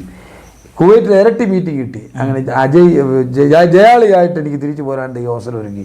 എൻ്റെ ജീവിതം മുഴുവൻ ഒരു അത്ഭുതമാണ്. എൻ്റെ ജീവിതം മുഴുവൻ ഒരു അത്ഭുതമാണ്. എന്തുമാത്രം അത്ഭുതങ്ങളാണ് എനിക്ക് പറയാനുള്ളത്. പവർ വിഷൻ ചാനലിൽ ഇൻ്റർവ്യൂ ചെയ്യാനായിട്ട് 10 വർഷം ലോകത്തിൻ്റെ 5 മണിക്കൂർ എല്ലാ ദിവസവും ചാനലിൽ ഞാൻ നിറഞ്ഞേക്കും. ഹാർവെസ്റ്റ് TV-യിൽ ഇൻ്റർവ്യൂ നടത്തുന്ന ആളായിരുന്നു. പവർ വിഷനിൽ പ്രസംഗിക്കുന്ന ആളായിരുന്നു. ട്രംപറ്റ് TV-യുടെ പിന്നെ വേട്ടുവേടിയിൽ എല്ലാ ബിഷപ്സിനെയും ഇൻ്റർവ്യൂ ചെയ്യുന്ന ഈ വേട്ടുവേട് അതിൻ്റെയൊക്കെ കേരള വിഷനിലൊക്കെ നെറ്റ്വർക്കിൽ കണക്ട് ആക്കി കൊടുത്ത ഞാനാണ്. അങ്ങനെ പിന്നെ ലോക്കൽ ചാനൽ റാന്നി വിവിധ മതസ്ഥരുടെ എത്രയോ ലോക്കൽ ചാനലുകളിൽ പ്രസംഗിക്കാനും ഇൻ്റർവ്യൂ ചെയ്യാനും ഒക്കെ അവസരങ്ങൾ കർത്താവ് ഒരുക്കി. കത്തോലിക്കരുടെ, യാക്കോക്കാരുടെ, മർത്തോമക്കാരുടെ, CSI ഇവിടെ എല്ലാം കത്തോലിക്ക പള്ളികൾ ഡിവൈൻ ധ്യാന കേന്ദ്രത്തിൽ പോട്ട ധ്യാന കേന്ദ്രത്തിൽ ഞാൻ വചനം പ്രഘോഷിച്ചു. എത്രയോ വട്ടം പ്രസംഗിച്ചു. അവിടുന്ന് എനിക്ക് കത്തോലിക്കരുടെ പിന്നെ ഇവിടെ അവസരങ്ങൾ പള്ളികളിൽ അവസരങ്ങൾ അറേഞ്ച് ചെയ്തു തന്നു. പിന്നെ കോട്ടയം തീമോത്യോസിനും അത് നായിക്കമ്പലച്ചനും പനക്കലച്ചനും എൻ്റെ സ്വന്തമാണ്. അതുപോലെ തന്നെ ഈ നമ്മുടെ കോട്ടയം തീമോത്യോസ് തിരുമേനി അവരുടെ ധ്യാന കേന്ദ്രങ്ങളിൽ എനിക്ക് അവസരം ഒരുക്കി. യാക്കോബ് പള്ളികളുടെ അവസരം അങ്ങയുടെ അടിമാലി പള്ളിയിൽ വന്ന് ഞാൻ പ്രസംഗിച്ചല്ലോ. യാക്കോബ് പള്ളിയിൽ എത്രയോ സ്ഥലങ്ങളിൽ ദൈവത്തിൻ്റെ വചനം പ്രഘോഷിക്കാനുള്ള മഹാഭാഗ്യം ദൈവം ജീവിതത്തിൽ ഒരുക്കി. എല്ലാം അത്ഭുതമാണ്. തീർച്ചയായിട്ടും പാസ്റ്ററെ, പാസ്റ്ററിലൂടെ ദൈവം ചെയ്തിട്ടുള്ള അത്ഭുതങ്ങളെ കുറിച്ചൊക്കെ ഒന്ന് പറയാമോ? പാസ്റ്ററുടെ ജീവിതത്തിലും അതോടൊപ്പം പാസ്റ്ററുടെ ശുശ്രൂഷ രംഗങ്ങളിലും. എൻ്റെ ജീവിതം മുഴുവൻ ഒരു അത്ഭുതമാണ്. അതിന് പറയാൻ കാര്യം എനിക്ക് ഞാൻ ഈ പവർ വിഷൻ ഹാർവെസ്റ്റ് തുടങ്ങി ചാനലുകളൊക്കെ ഇൻ്റർവ്യൂ ചെയ്യുന്ന സമയത്ത് പല ആളുകളും പറഞ്ഞിട്ടുണ്ട് ഭയങ്കര തടിയാണ്, വല്ലാത്ത വണ്ണമാണ്, കുടവറാണ്. അപ്പം ഞാൻ ബഹ്റിൽ പ്രസംഗിക്കാൻ പോയപ്പോൾ ഞാൻ പ്രാർത്ഥിച്ചു കർത്താവ് എൻ്റെ തടിയും കുടവേറും എടുത്തു കളയണമെന്ന്. അതുപോലെ അങ്ങ് പിന്നെ സിമ്പിളാകാനായിട്ട് ദൈവം സ്ലിമ്മായി പോയി. അപ്പോൾ അത് തന്നെ ഒരു അത്ഭുതമല്ലേ. അങ്ങനെ രോഗശാന്തി അനേക രോഗികൾക്ക് വേണ്ടി പ്രാർത്ഥിക്കുമ്പോൾ പാസ്റ്റർ തന്നെ 2 ആക്സിഡന്റിൽ നിന്ന് രക്ഷപ്പെട്ട ആളാണല്ലോ. അതെ, 2 ആക്സിഡന്റിൽ നിന്ന് രക്ഷപ്പെട്ടു. വൈദ്യുതി ആഘാതം എനിക്ക് ഇവിടെ ഞാൻ ഈ പുതിയ വീട് പണിതു. ഈ വീടെന്നൊക്കെ പറഞ്ഞാൽ പഴയ വീട് എന്നോട് കർത്താവ് പറഞ്ഞു ഒരു 3 നില വീട് ആണ് നിനക്ക് ദൈവം തരാൻ പോകുന്നു പറഞ്ഞു. എൻ്റെ കയ്യിൽ 3 ലക്ഷം രൂപയല്ല 3 പൈസയില്ല. ഞാൻ പറഞ്ഞു ഒരു കാര്യം ചെയ്യും, വീട് പണിതേക്കാം തീരുമാനിച്ചു. പഴയ വീട് പൊളിക്കാതെ തൊട്ടപ്പുറത്ത് മേടിച്ച സ്ഥലത്തോട്ടൊരു പുതിയ വീട് പണിതു. അതിന് ആർക്കിടെക്റ്റ് ഒന്നും എനിക്ക് വേണ്ട, ഞാൻ തന്നെ ആർക്കിടെക്റ്റ്, ഞാൻ തന്നെ വരച്ചു. പിന്നെ എല്ലാ ഉള്ള സൗകര്യത്തിൽ 2 നില വീടിന് അടിത്തറ കെട്ടാനായിട്ട് പറഞ്ഞു. പിന്നെ രാഹുവിൻ്റെ നടിമുറിവാണ്, എനിക്കിതൊന്നും വിശ്വാസമില്ല. ഞാൻ ഈ ഒഴുക്കിനെതിരെ നീന്തി ചരിത്രമേ എനിക്കുള്ളൂ. കാരണം അനുകൂലമായിട്ടല്ല, പ്രതികൂലങ്ങളെ പ്രോത്സാഹനങ്ങളായും എതിരുകളെ എതിരേൽപ്പുകളായും അവഗണനകളെ അംഗീകാരങ്ങളായും കാണുന്ന ഒരു മനസ്സിന്റെ ഉടമയാണ് ഞാൻ. അതുകൊണ്ട് പ്രതിസന്ധി ഒന്നും എനിക്ക് വിഷയമല്ല. കാരണം ഭയപ്പെടുന്ന ഒരു സ്വഭാവം ഇല്ല. ദൈവമാണ് എൻ്റെ സങ്കേതവും ബലവും, അവൻ കഷ്ടങ്ങളിൽ ഏറ്റവും അടുത്ത തുണയാണ്. ദൈവം പണിതാൽ അതിനെ പൊളിക്കാൻ ഒരു ശക്തിക്കും കഴിയത്തില്ല. അങ്ങനെ വിശ്വാസത്താൽ വീട് പണി ആരംഭിച്ചു. 3 ലക്ഷം രൂപ കൊണ്ട് പണിത വീട് 60 ലക്ഷമോ 70 ലക്ഷം രൂപയുടെ വീട്, അതിൻ്റെ ഇത് കഴിഞ്ഞിട്ടും പൈസ ഒഴുകുക. എവിടുന്ന ഈ കാശ് ഒഴുകുമെന്ന് എനിക്കറിയില്ല. അത്ഭുതങ്ങളിലൂടെ മനോഹരമായ വീടിൻ്റെ പണി തീർന്നു. ഇവിടെ പിന്നെ അതിൻ്റെ വീടിൻ്റെ ഉദ്ഘാടന ദിവസം എൻ്റെ ഡെഡ് ബോഡി മുറ്റത്ത് വെക്കേണ്ടതാണ്. കാരണം ഇവിടെ MP-മാർ MLA-മാർ നാട്ടിലെ പ്രമുഖരൊക്കെ വരുമ്പോൾ എൻ്റെ ഡെഡ് ബോഡി വെക്കണം. അതാ പിശാച് പരിപാടി ആസൂത്രണം ചെയ്തത്. കാരണം അന്ന് രാത്രി എന്നെ ഒരു വൈദ്യുതാഘാതം ഉണ്ടായി. അന്ന് എൻ്റെ അമ്മയുണ്ട്, അപ്പൻ്റെ പെങ്ങളുണ്ട്, തോട്ടഭാഗത്തെ അമ്മച്ചി, അച്ഛൻ്റെ പെങ്ങളുടെ ഒരു മോനുണ്ട്. പുള്ളിയെ നിർബന്ധിച്ച് 2 ദിവസത്തേക്ക് എന്നെ സഹായിക്കാനായിട്ട് റേറ്റാൻ വെളിനാട്ട് വന്നു. റേറ്റാൻ വന്നിട്ടുണ്ട്. ഒരു 12 കഴിയുമ്പോൾ വാർത്ത വെക്കാനായിട്ട് ഞാൻ കേബിളിലോട്ട് കൈ കൊടുക്കുകയും ഒറ്റപ്പോൾ ദൈവം എന്നോട് സംസാരിച്ചൊരു ഒരു വൈദ്യുതാഘാതം വെക്കാൻ ചാൻസ് ഉണ്ടെന്നുള്ള വിവരം എനിക്ക് മുന്നറിയിപ്പ് കിട്ടി. അപ്പം ഇത് അടിക്കുകയും ഞാൻ പുറമോട്ട് അങ്ങ് പോവുക. അപ്പം എനിക്ക് മനസ്സിലായി. അപ്പം ഞാൻ ഉള്ളിൽ ഞാൻ ദൈവമേ രക്ഷിക്കണേന്ന് പറയുന്നുണ്ട്. അപ്പോൾ ഞാൻ മരിച്ചു പോകേണ്ടതാ. അപ്പോൾ റേറ്റാൻ ഉടുത്തിരുന്ന മുണ്ട് എടുത്ത് ഒറ്റ പിന്നെ കേബിളിലോട്ട് പിടിച്ച ഒറ്റ വലിയ, അങ്ങനെ അത്ഭുതകരമായി ഞാൻ രക്ഷപ്പെട്ടു. ചുരുക്കി പറഞ്ഞാൽ അങ്ങനെയാണ് വൈദ്യ ആഘാതത്തിൽ നിന്ന് ഞാൻ രക്ഷപ്പെട്ടു. കർത്താവിൻ്റെ ഭയങ്കര കരുണ. വാഹന അപകടങ്ങളിൽ നിന്ന് 2 വാഹന അപകടങ്ങൾ രക്ഷപ്പെട്ടു. നോക്കിക്കോണേ, CCTV-യിൽ അവർ വന്ന് ഇത് എടുക്കാമെന്ന് പറഞ്ഞു വന്നു. പിന്നെ കാറ് മുഴുവൻ തകർന്നിരിക്കുന്നു, 4 ഡോറും അടഞ്ഞിരിക്കുന്നു, മേളിൽ 4 വീല് നിൽക്കുന്നു. പക്ഷേ ദൈവത്തിന്റെ ദൂതൻ വന്നെ മാലാഹ വന്ന് പുറത്തിറക്കി നിർത്തിയിരിക്കുന്നു. ആറ്റിനക്കരയാണ്. റാന്നി വെല്ലുവിളി കൂടുന്ന കുടുംബക്കാരാ അവരുടെ വീടിന്റെ വിറ്റത്ത് 12 താഴ്ചയുള്ള കുഴിയിലാണ് വീണത്. പക്ഷേ ദൈവം എന്നെ രക്ഷപ്പെടുത്തി. അങ്ങനെ അത്ഭുതകരമായ ഒരുപാട് അത്ഭുതങ്ങൾ എന്നെ നശിപ്പിച്ച് കളയാൻ, കൊന്നുകളയാൻ, ഇല്ലാതാക്കാൻ പല ആളുകൾ ശ്രമിച്ചിട്ടുണ്ട്. നീണ്ട വർഷങ്ങളായിട്ട് പല ആളുകളുടെയും പിശാച് പ്രവർത്തിച്ചിട്ടുണ്ട്. പക്ഷേ ഒരു ശക്തിക്ക് തന്നെ തുടരും. ദൈവത്തിന്റെ മാലാഹമാരുടെ മഹാസംരക്ഷണം എനിക്കുണ്ട്. കാരണം ഞാൻ പ്രാർത്ഥിച്ചാൽ അത്ഭുതം സംഭവിക്കും. പ്രാർത്ഥിച്ച് കെട്ടാനും അഴിക്കാനുമുള്ള പവർ ദൈവം നമുക്ക് തന്നിട്ടുണ്ട്. അല്ല, പാസ്റ്ററുടെ ശുശ്രൂഷയിലൂടെ ദൈവം ചെയ്ത അത്ഭുതങ്ങളെ കുറിച്ചൊന്ന് പറയാം. പിന്നെ ഞാനിപ്പോൾ വാഴത്തോടത്തെ ശുശ്രൂഷയുടെ വിലയ്ക്ക് ചെന്നപ്പോൾ ഒരു സ്ത്രീയുടെ കൈ മുഴുവൻ പൊട്ടി കളിഞ്ഞിരിക്കുക. സാലി എന്ന് അവിടെ പേര്, അവിടെ ഭർത്താവിൻ്റെ പേര് അപ്പോയി. ഞാൻ പ്രാർത്ഥനയ്ക്ക് വിളിക്കാനായിട്ട് ചെന്നാ കൈ മുഴുവൻ പൊട്ടി കളിഞ്ഞ് ചലമെടുത്തിരിക്കുക. ഒരു ഗ്ലാസ് ഉണ്ട്, 3 പ്രാവശ്യം പരിശോധിച്ചിട്ട് ഞാൻ വെള്ളം കുടിക്കുന്നത്. 3 പ്രാവശ്യം കഴിയുക. അങ്ങനത്തെ ശീലത്തിൽ വളർന്നവനാ. ഇവർ പറയാ, പാസ്റ്ററെ ഇച്ചിരി ചായ കൊണ്ടുവരട്ടെ എന്ന്. ഞാൻ വേണ്ടെന്ന് പറഞ്ഞിട്ടൊരു ചായ കൊണ്ടുവരും. ഞാൻ പിന്നെ ചായ കൊണ്ടുവന്നു. അവർ ആ കൈ കൊണ്ട് തന്നെ ബിസ്ക്കറ്റ് കൊടുത്തു. ഞാൻ ഓർത്ത് ഒരു നിമിഷം ചിന്തിച്ചു, ദൈവത്തിന്റെ പ്രതിനിധിയല്ലേ, പാവങ്ങളുടെ നിഷേധിക്കുന്നത് ശരിയല്ലല്ലോ. ഞാൻ വിശ്വാസത്തോടെ ഒരു കപ്പ് ചായയും കുടിച്ച് ഒരു ബിസ്ക്കറ്റും എടുത്ത് കഴിച്ചിട്ട് ചങ്ക് പൊട്ടി ഒറ്റ പ്രാർത്ഥന. നേരം വെളുത്തപ്പോൾ ചൂട്ട് കരിയുന്ന പോലെ അവിടെ കൈ കരിഞ്ഞു. അവൾ പിറ്റേ ദിവസം യോഗത്തിന് വന്നിരിക്കുക. നോക്കിക്കോണേ, അത്ഭുതമല്ലേ. അതുപോലെ തന്നെ ഞാനിവിടെ ഇവിടെ വെള്ളം കിട്ടാത്തടത്ത് തോസുട്ടി ബ്രദർ സ്ഥലം മേടിച്ചു എന്ന് ഇവിടെ അടുത്തുള്ള ഒരു ദേവദാസൻ ചെന്ന് JC ദേവ് സാറിനോട് എന്ന് പറഞ്ഞു. ആ പാവത്തിന്റെ സ്ഥലം വെള്ളം കിട്ടത്തില്ലെന്ന്. ഞാൻ വിശ്വാസത്തോടെ പ്രാർത്ഥിച്ച് ദൈവം എന്നോട് സംസാരിച്ച് ഞാൻ നിനക്ക് വെള്ളം തരാമെന്ന്. അവൻ അവർക്ക് മുമ്പായി പുറപ്പെട്ടപ്പോൾ മരുഭൂമിയിൽ കൂടി നടകണ്ടപ്പോൾ ഭൂമി കുലുങ്ങി, ആകാശം ദൈവസന്നിധിയിൽ പൊഴിഞ്ഞു. ഈ സീനായി ഇസ്രായേലിന്റെ ദൈവമായ യഹോവയുടെ മുമ്പാകെ കുലുങ്ങിപ്പോയി ക്ഷീണിച്ചിരിക്കുന്നതിന്റെ അവകാശത്തെ അവൻ ധാരാളം മഴ പെയ്ച്ച് തണുപ്പിച്ചു. തൻ്റെ കൂട്ടം അതിൽ പാർത്തു. ദൈവമേ, നീ എളിയവർക്ക് വേണ്ടി ഒരുക്കി വെച്ചു എന്നുള്ള വേദവസ്ഥ ഭാഗം ദൈവം എനിക്ക് വെളിപ്പെടുത്തി. വിശ്വാസത്തോടെ ഇപ്പം 10-30 വർഷം കഴിഞ്ഞു. ഇവിടെ വറ്റാത്തുറവ കുഴക്കമടിച്ചു. ദൈവം വറ്റാത്തുറവ് തുറന്നു. അത് തന്നെ വലിയ അത്ഭുതമാണ്. അതുപോലെ തന്നെ ഞാൻ ഈ വെച്ചിരിക്കുന്ന എനിക്ക് ഇതാണ് എൻ്റെ വീട്. വീട് ആ മറ്റേ ഇതെല്ലാം കൂടെ ബാക്കി മറ്റേ വീടും പൊളിച്ചിട്ട് വലിയൊരു വീടും വെച്ചു. അതിന്റെ മുകളിൽ സൈക്കിള് മാത്രമായിട്ട് വന്നത്. വാഹനങ്ങളുണ്ട്. അതാണ്ട് പുതിയ വാഹനം, എനിക്ക് ഷിഫ്റ്റ് ഡിസയർ ഉള്ളപ്പോൾ തന്നെ പുതിയൊരു വാഹനം, വലിയ പ്രമുഖനായ ഈ ലോകത്തിൽ അറിയപ്പെടുന്ന ഒരു മനുഷ്യൻ അദ്ദേഹം എന്നോട് പറഞ്ഞു, പിന്നെ പാസ്റ്റർക്കൊരു വണ്ടി കൂടെ വേണം ഇരിക്കട്ടെ എന്ന് പറഞ്ഞ് 6 ലക്ഷം രൂപയുടെ ഒരു വണ്ടി എനിക്ക് ഓൾട്ടോ കേൾട്ടൺ എടുത്തു തന്നിരിക്കുക, ഗിയർ ഇല്ലാതെ ഓടിച്ചോടാൻ. നോക്കിക്കോണേ, അങ്ങനെ എനിക്ക് എല്ലാം അത്ഭുതമാണ്. എൻ്റെ കാര്യങ്ങൾ മുഴുവൻ അത്ഭുതമാണ്. വീടിന്റെ മുകളിൽ എന്നെ മനോഹരമായ വീട് തന്നെയല്ല, വീടിന്റെ മുകളിൽ ഒരു ഹാളുണ്ട്. അവിടെ 100 പേർക്ക് ഇരിക്കാവുന്ന വചനഘോഷണം ക്രിസ്ത്യൻ സെന്റർ എന്നുള്ള പേരിൽ അതിമനോഹരമായ ഹാളും പ്രസംഗ വീടവും വലിയ പ്രാർത്ഥനാ അന്തരീക്ഷവും കൂട്ടായ്മയുടെ അന്തരീക്ഷവും നടത്താനുള്ള എല്ലാ സംവിധാനമുണ്ട്. ഒരു കുടക്കീഴിൽ സകലതും ഇവിടെ സംജാതമായിരിക്കുകയാണ്. എല്ലാം ദൈവത്തിന്റെ അത്ഭുതമാണ്. അതുപോലെ എൻ്റെ മക്കളില്ലാതെ ഒരു ആളിന് വേണ്ടി ഞാൻ പ്രാർത്ഥിച്ചു. കളരിക്കുമുറി രാജു, അത് വർഷങ്ങൾക്ക് മുമ്പാ. രാജുവിനോട് വീട്ടിൽ ചെന്നിട്ട് പറഞ്ഞു, ഞാൻ ഒരു കാര്യം പറയാമെന്ന് പറഞ്ഞു, നിനക്കൊരു ദൈവം ഒരു വൈതലിനെ തരും, തരും, നീ വചനം എടുത്ത് പ്രസംഗിക്കും, പല രാജ്യങ്ങളിൽ ദൈവം നിന്നെ അയക്കും. 3 ഞാൻ ചെന്ന് പറഞ്ഞു. അതുപോലെ സംഭവിച്ചു. എൻ്റെ മോടെ പ്രായമുള്ള ഒരു കൊച്ച് കളരിക്കുമുറി രായിച്ചാനുണ്ട്. അങ്ങനെ മക്കളില്ലാത്ത വളർക്ക് വേണ്ടി പ്രാർത്ഥിച്ചു. അവർക്കെല്ലാം മക്കളെ ലഭിച്ചു. ഒരുപാട് രോഗികൾക്ക് വേണ്ടി പ്രാർത്ഥിച്ചു. ഒരുപാട് രോഗികൾ സൗഖ്യമായ അനുഭവങ്ങളുണ്ട്. ഇതൊന്നും വലിയ പബ്ലിസിറ്റി ഒന്നും ഞാൻ കൊടുക്കുന്നില്ല. പിന്നെ ദൈവം നടത്തുന്നു. നമ്മുടെ പോസ്റ്റ്മാൻ്റെ ജോലിയാണ്. നമ്മൾ ഒരു കാര്യം ദൈവം ഏൽപ്പിച്ചു, പോസ്റ്റ്മാന് എല്ലാ മഹത്വവും ദൈവത്തിനാണ്. കാരണം നമ്മൾ വെറും വട്ടപൂജ്യമാണ്, അതെനിക്ക് കൃത്യമായിട്ടറിയാം. ദൈവമല്ലാതെ കൂടെ ആരുമില്ലെന്ന്. അതുകൊണ്ട് വട്ടപൂജ്യമായ ഫോൺ, ഞാൻ ഒരു ദിവസം കൂടെ കോട്ടയത്തൊരു ടീമായിട്ട് ചേർന്ന് പാവപ്പെട്ട 25 പിള്ളേർക്ക് ഫോൺ കൊടുത്തു. വേറൊരാളെ സ്മാർട്ട് ഫോൺ പാവപ്പെട്ട പഠിക്കാൻ ചെറിയ കാര്യമാണോ ഇത്? വെള്ളമില്ലാത്ത സമയത്ത് ഞാനും തോമസ് മാമൻ പുത്തമ്പരിക്കലും എല്ലാവരും കൂടെ ചേർന്ന് നമ്മുടെ തേക്കുമുട്ടിലെ വേക്കുട്ടിച്ചാൻ്റെ എല്ലാം സപ്പോർട്ടിൽ ഈ ഇവിടുത്തെ പഞ്ചായത്തിന് പോലും കൊടുക്കാനൊക്കുന്ന കാര്യമല്ല. ഇതെല്ലാം യൂട്യൂബിലും ഫേസ്ബുക്കിലും ഒക്കെ കിടപ്പുണ്ട്.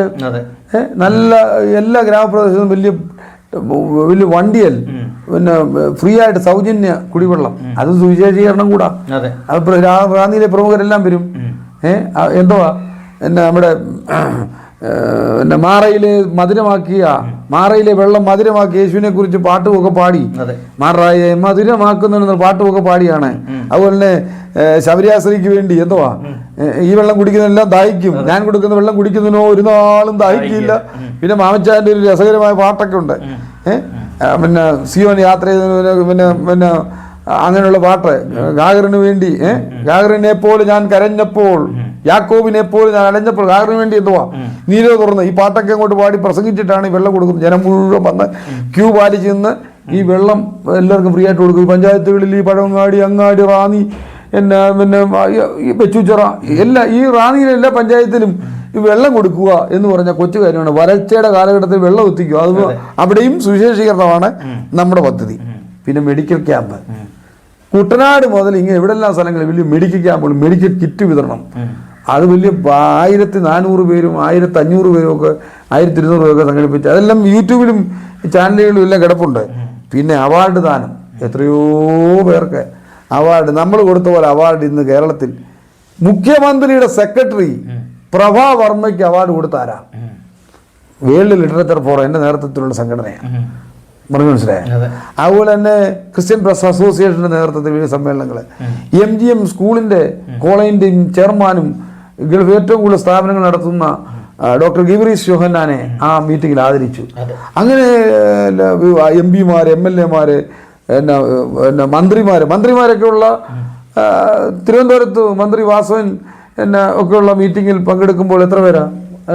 ദൂരദർശൻ വരെ വന്ന് റിപ്പോർട്ട് ചെയ്തു. അത് എത്രയാ? 2800 പേരാ കൂടിയത്. റാന്നിയിലൊരു മീറ്റിംഗ് നടത്തി. അന്ന് മന്ത്രി വീണ ജോർജ് വന്ന് നടത്തിയ മീറ്റിങ്ങില് 2500 പേരാ കൂടിയത്. ഞാൻ അവിടെ വചനമാണ് പ്രസംഗിച്ചത്. അതുപോലെ മന്ത്രി വാസുവൻ വന്ന് നടത്തിയ മറ്റൊരു മീറ്റിംഗ് ഉണ്ട്.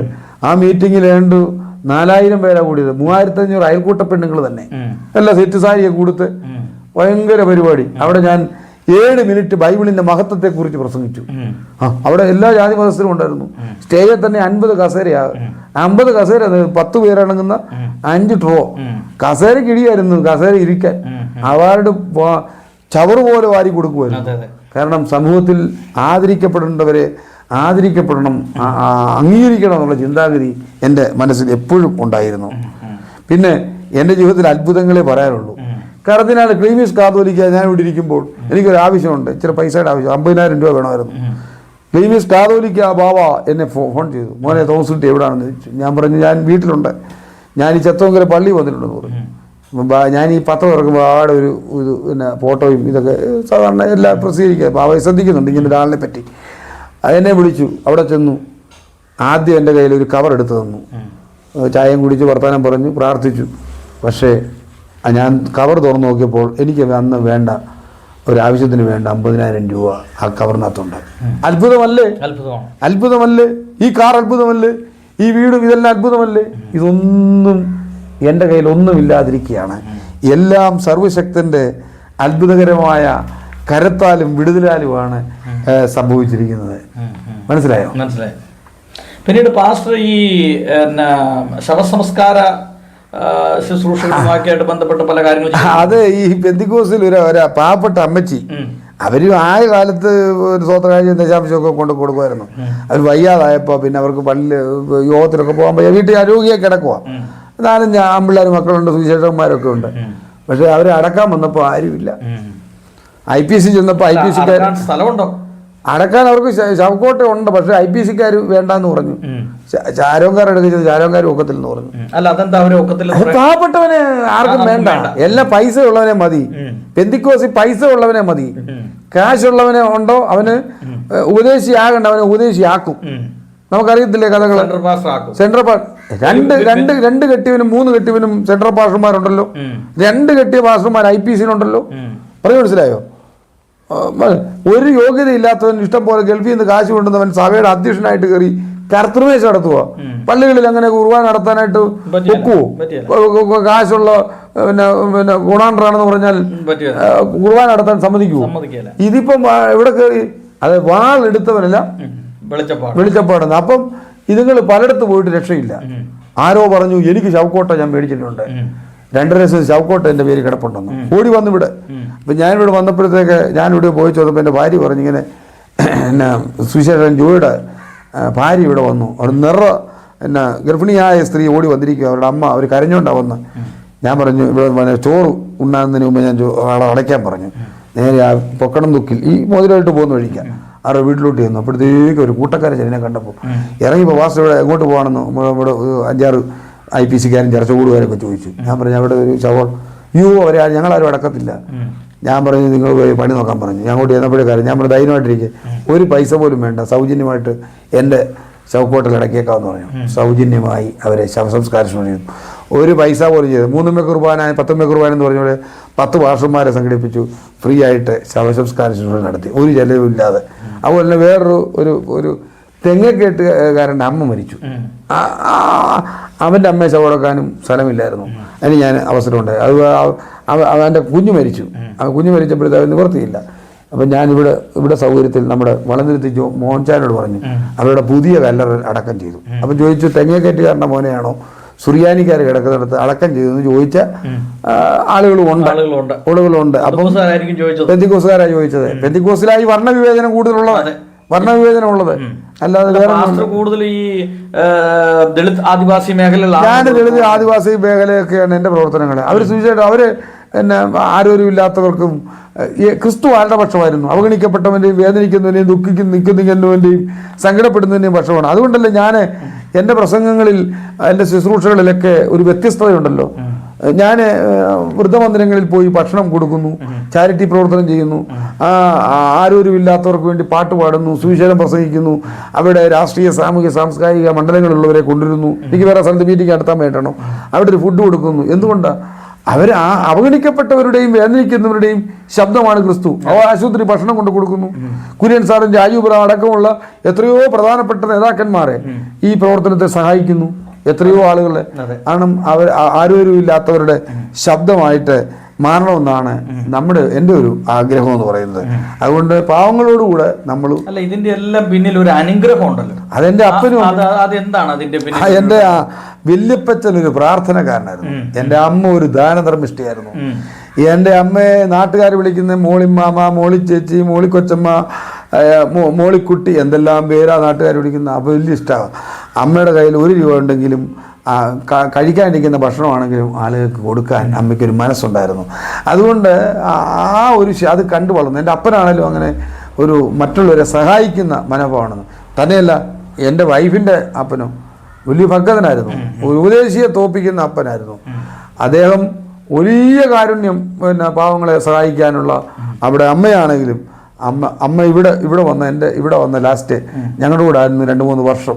എൻ്റെ ഭാര്യയും പിള്ളേരും പൊന്നുപോലെ നോക്കി. അവർക്ക് ശുശ്രൂഷിക്കാനുള്ള, നിനക്ക് നന്മയുണ്ടാകേണ്ടതിനും നിനക്ക് ദീർഘായുസ് ഉണ്ടാകേണ്ടതിനും നിന്റെ അപ്പനെയും അമ്മയെയും ബഹുമാനിക്കുക എന്നത് വാഗ്ദാനങ്ങളോടുകൂടിയ കൽപ്പനയാണ്. എൻ്റെ അപ്പനെയും അമ്മയെയും ഞാൻ ഇതുവരെ ഒരു വാക്കുകൊണ്ട് പോലും വിഷമിപ്പിച്ചിട്ടില്ല.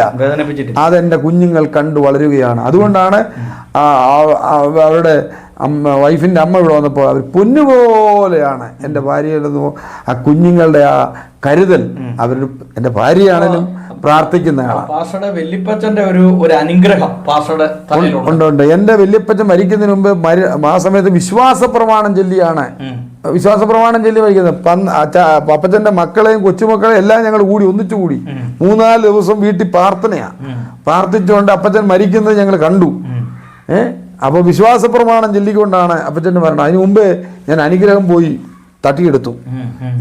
നല്ല ദേവനെ ഞങ്ങൾ എല്ലാവരെയും നല്ലതാക്കി നിന്നിഷ്ടത്തെ ചൊല്ലിയിടണം എന്നാണ് പാട്ട് പാടി എൻ്റെ തലേ കൈവച്ചു എന്നെ അനുഗ്രഹിച്ചു. അനുഗ്രഹം ഞാൻ അടിച്ചു മാറ്റി. അപ്പം യാക്കോബിനെ പോലെ അനുഗ്രഹം അടിച്ചു മാറ്റിയ ആളാണ് ഞാൻ. പറയാൻ മനസ്സിലായോ? അപ്പോൾ അങ്ങനെ അപ്പച്ചൻ്റെ അനുഗ്രഹം കിട്ടി. എൻ്റെ അമ്മയുടെ അനുഗ്രഹം, എൻ്റെ അമ്മ പ്രാർത്ഥിച്ചാൽ ഇന്നും അത്ഭുതം സംഭവിക്കും. എൻ്റെ കുഞ്ഞുങ്ങൾ, എൻ്റെ വൈഫാണ് വലിയ പ്രാർത്ഥന അനുഭവമുള്ള, ദർശനപരമുള്ള ആളാണ്, മണിക്കൂറുകൾ പ്രാർത്ഥിക്കുന്ന ആളാണ്, നിഷ്കളങ്കയായ. അതുപോലെ എൻ്റെ മക്കള് 3 മക്കളും. എൻ്റെ മൂത്ത മോളെ മിരിയം, അവളിപ്പം നേഴ്സായിട്ട് ബാംഗ്ലൂർ ജോലി ചെയ്യുക, BSc നേഴ്സ് പാസ്സായി. അവളെ അവിടെ അമ്മാച്ചൻ്റെ വീട്ടിൽ ചെന്നപ്പോൾ തൊട്ട് ഓപ്പോസിറ്റ് ഒരു നായർ കുടുംബമുണ്ട്. അവർ വലിയ കട്ടപ്പനയിൽ നിന്ന് വന്നവരാ. അവർക്ക് മക്കളില്ല, അമ്പിളിയും കുടുംബം. അപ്പം മിരിയാമോളെ പ്രാർത്ഥിക്കണേന്ന് പറഞ്ഞു. അവൾ പറഞ്ഞു ഇന്നും അവള് കുഞ്ഞല്ലേ, അവള് പ്രാർത്ഥിക്കും. അവൾ പ്രാർത്ഥിച്ചപ്പോൾ ഒരു സ്വപ്നം കണ്ടു. സ്വപ്നത്തിൽ കയറി അമ്പിളി ആന്റിയുടെ വയറ്റിൽ 3 പെൺകുഞ്ഞുങ്ങൾ. കറക്റ്റ് അമ്പിളി പ്രസവിച്ചപ്പോൾ 3 പെൺകുഞ്ഞുങ്ങൾ. മനസ്സിലായോ? എൻ്റെ മൂത്ത മോളും അവൾ പ്രാർത്ഥനയുള്ളവളാ, മിടിക്കുക. രണ്ടാമത്തെ മോളും വലിയ പ്രാർത്ഥന, അസാധാരണമായ കുർബാന അനുഗ്രഹങ്ങളുള്ള കൊച്ച പ്രാർത്ഥിക്കുന്നത്. മൂന്നാമത്തോടെ പേര് മന്ന, മൂത്തവടെ മിരിയാം, രണ്ടാമത്തോടെ അക്സ, മൂന്നാമത്തോടെ മന്ന. അവളും വലിയ പ്രാർത്ഥനയുള്ള. ഈ പ്രാർത്ഥനയുടെ പിൻബലമാണ് എൻ്റെ ശക്തി എന്ന് പറയുന്നത്. ശക്തമായ പ്രാർത്ഥനയുടെ പിൻബലം ഉള്ളത് കൊണ്ടാണ് ഞാനിങ്ങനെ അടിച്ച് മിന്നിക്കേറി പോകുന്നത്. പാസ്റ്ററുടെ ജീവിതത്തെ സ്വാധീനിച്ചിട്ടുള്ള ലീഡേഴ്സ് ആരൊക്കെയാണ്? ബൈബിൾ സ്കൂളിലെ അധ്യാപകരുണ്ടാവാം, സഭാ നേതൃത്വം ഉണ്ടാകാം, അല്ലെങ്കിൽ മറ്റുള്ളവരുണ്ടാകാം. ആരാണ് പാസ്റ്ററുടെ ശരിക്കും ഒരു റോൾ മോഡൽ എന്ന് പറയുന്നത്?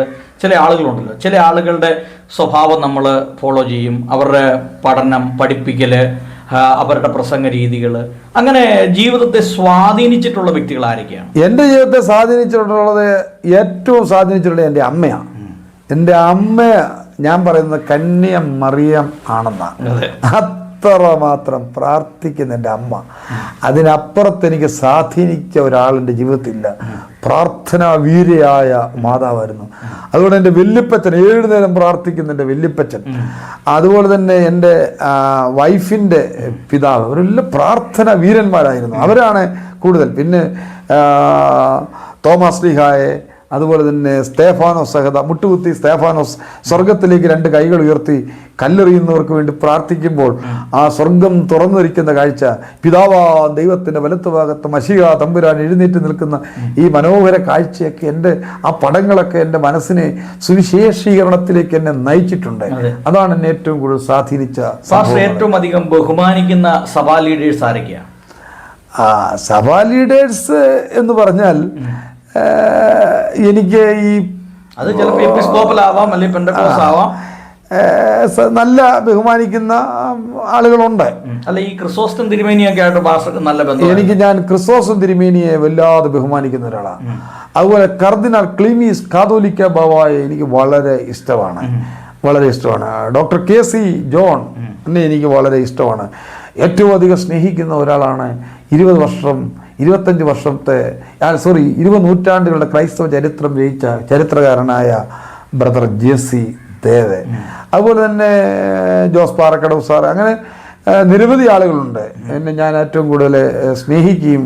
ഇപ്പോഴത്തെ കാതോലിക്ക ബാബ എനിക്ക് വലിയ ഇഷ്ടമാണ്. ഇപ്പോഴത്തെ കാതോലിക്ക രാഷ്ട്രീയ നേതാക്കന്മാരിൽ എനിക്ക് പിന്നെ അതുപോലെ നമ്മുടെ ഉദയഭാനു സഖാവ്, അതുപോലെ തന്നെ രാജു എബ്രഹാം, PJ കുര്യൻ സാറ്, അതുപോലെ തന്നെ നമ്മുടെ VN വാസവൻ അടക്കമുള്ള ഒരുപാട് നേതാക്കന്മാരുടെ ഒരു കക്ഷി രാഷ്ട്രീയ വ്യത്യാസം ശ്രീധരൻപിള്ള സാർ എനിക്ക് വളരെ ഇഷ്ടമായി. കക്ഷി രാഷ്ട്രീയ വ്യത്യാസമില്ലാതെ എല്ലാവരുമായിട്ടൊരു സൗഹൃദമാണ്. എല്ലാവരുമായിട്ടും വലിയ സൗഹൃദമാണ്. രാഷ്ട്രീയത്തിന് ഞാൻ രാഷ്ട്രീയം നോക്കിയല്ല, എന്റെ രാഷ്ട്രീയം കണ്ട ഞാൻ മുസാദിന്റെ തന്ത്രജ്ഞനാണ്. ഒരുത്തനെ മറിച്ചിടണമെന്ന് പറഞ്ഞാൽ ഒരു രാഷ്ട്രീയ ഒരു മറിച്ചിടുകയും ഒരുത്തനെ വാഴിക്കണമെന്ന് പറഞ്ഞാൽ വാഴിക്കുകയും ചെയ്യാനുള്ള ടെക്നോളജി എന്റെ കയ്യിലുണ്ട്. ശത്രുക്കൾ ആരെങ്കിലും ഉണ്ടോ? എനിക്ക് ശത്രുക്കളെ ഉള്ളൂ, കുശുംബന്മാര്. വളർച്ച ആദ്യകാലം മുതലേ ഉണ്ട്. ഞാൻ ഈ ഒരുമായപ്പെട്ടവരൊന്നും മൈൻഡ് ചെയ്യാൻ പോകത്തില്ല. അപ്പൊ അതുകൊണ്ട് എനിക്ക് ഒരുപാട് ശത്രുക്കളുണ്ട്.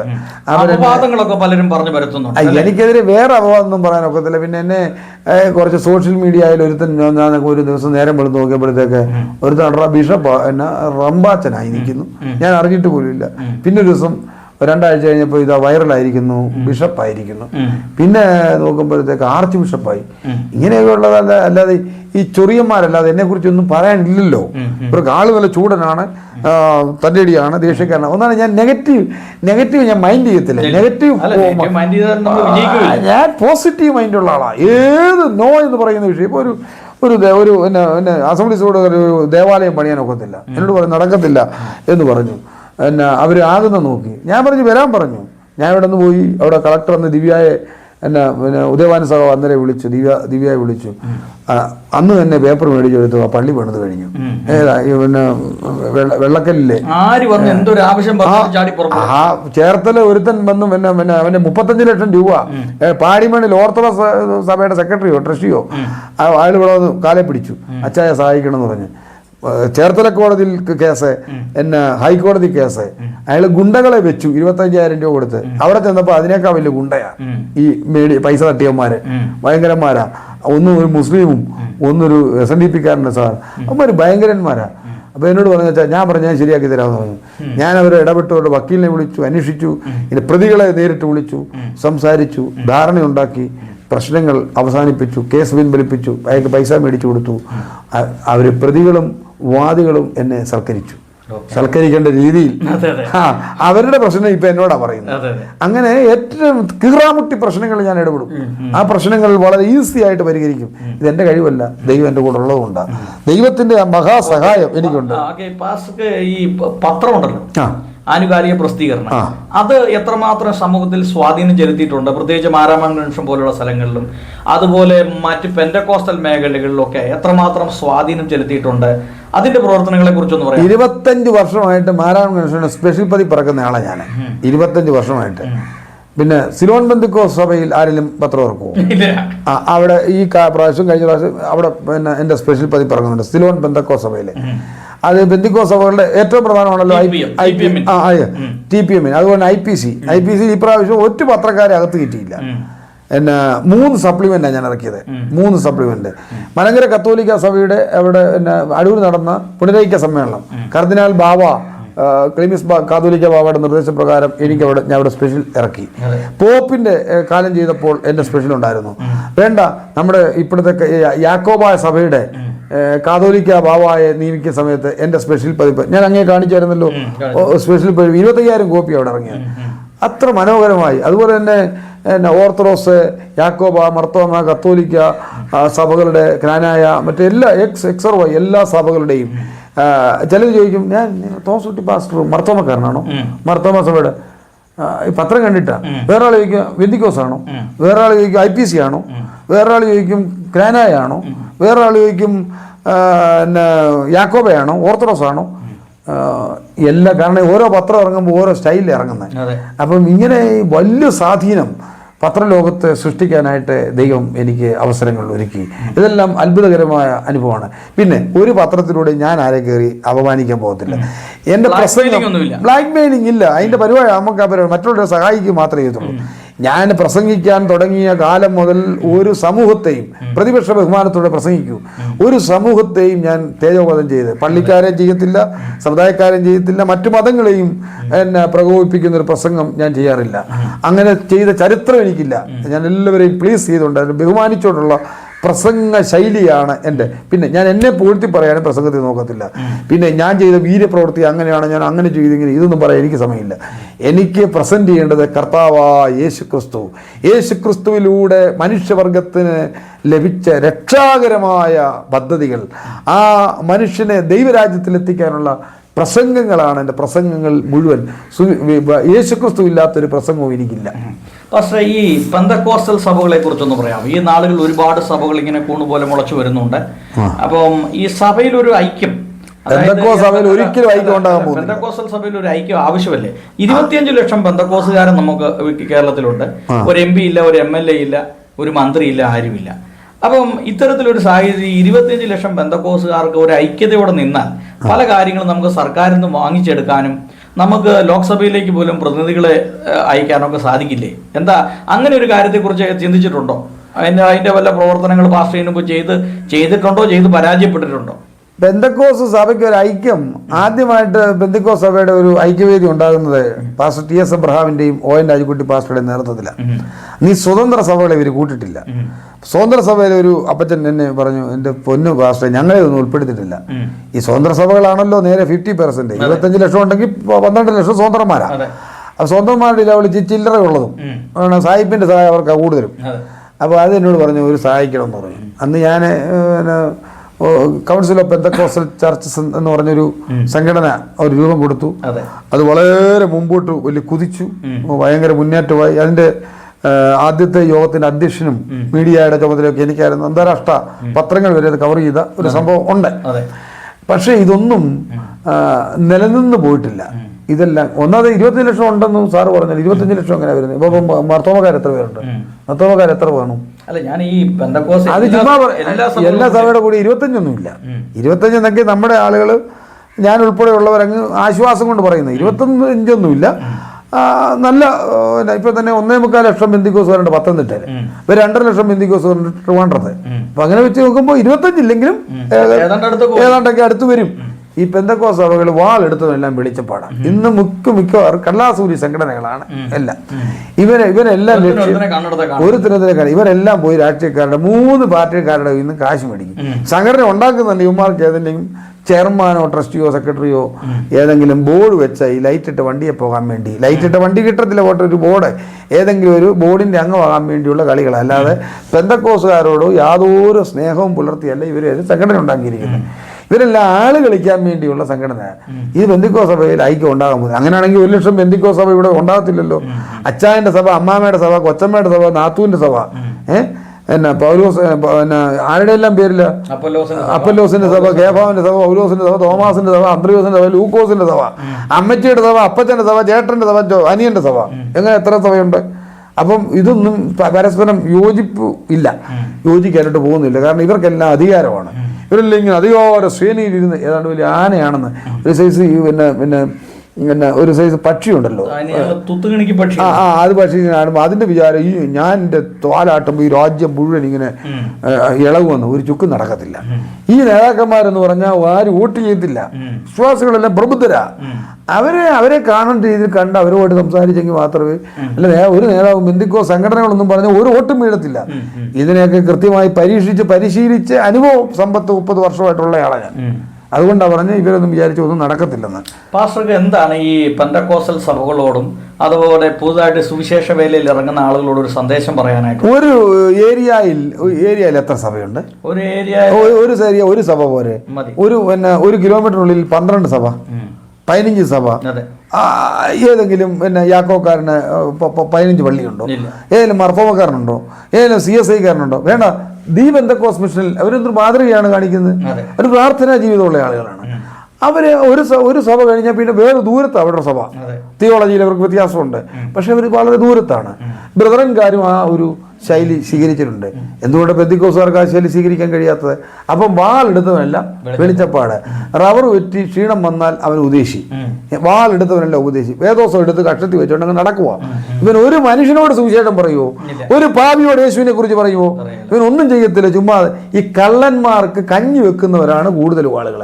സത്യസന്ധമായ പ്രവർത്തനങ്ങളില്ല. ഇവർക്കെല്ലാം അധികാരം വേണം, അധികാരം വേണം. കർത്താവ് ഉപേക്ഷിച്ച അധികാരം. കർത്താവ് തന്റെ തൂവാല എടുത്ത് അരയിൽ ചുറ്റി ശിഷ്യന്മാരുടെ കാലിൽ നിങ്ങളും ഇങ്ങനെ ചെയ്യാനാ പറഞ്ഞത്. ഈ ശുശ്രൂഷയിലേക്കാണ് ഇന്നത്തെ സമൂഹം കടന്നു വരേണ്ടത്. അതുകൊണ്ട് സുവിശേഷ വിളിയില്ല, പ്രവാചകൻ പറഞ്ഞു ഉപദേശിയാകുന്നവരുണ്ട്.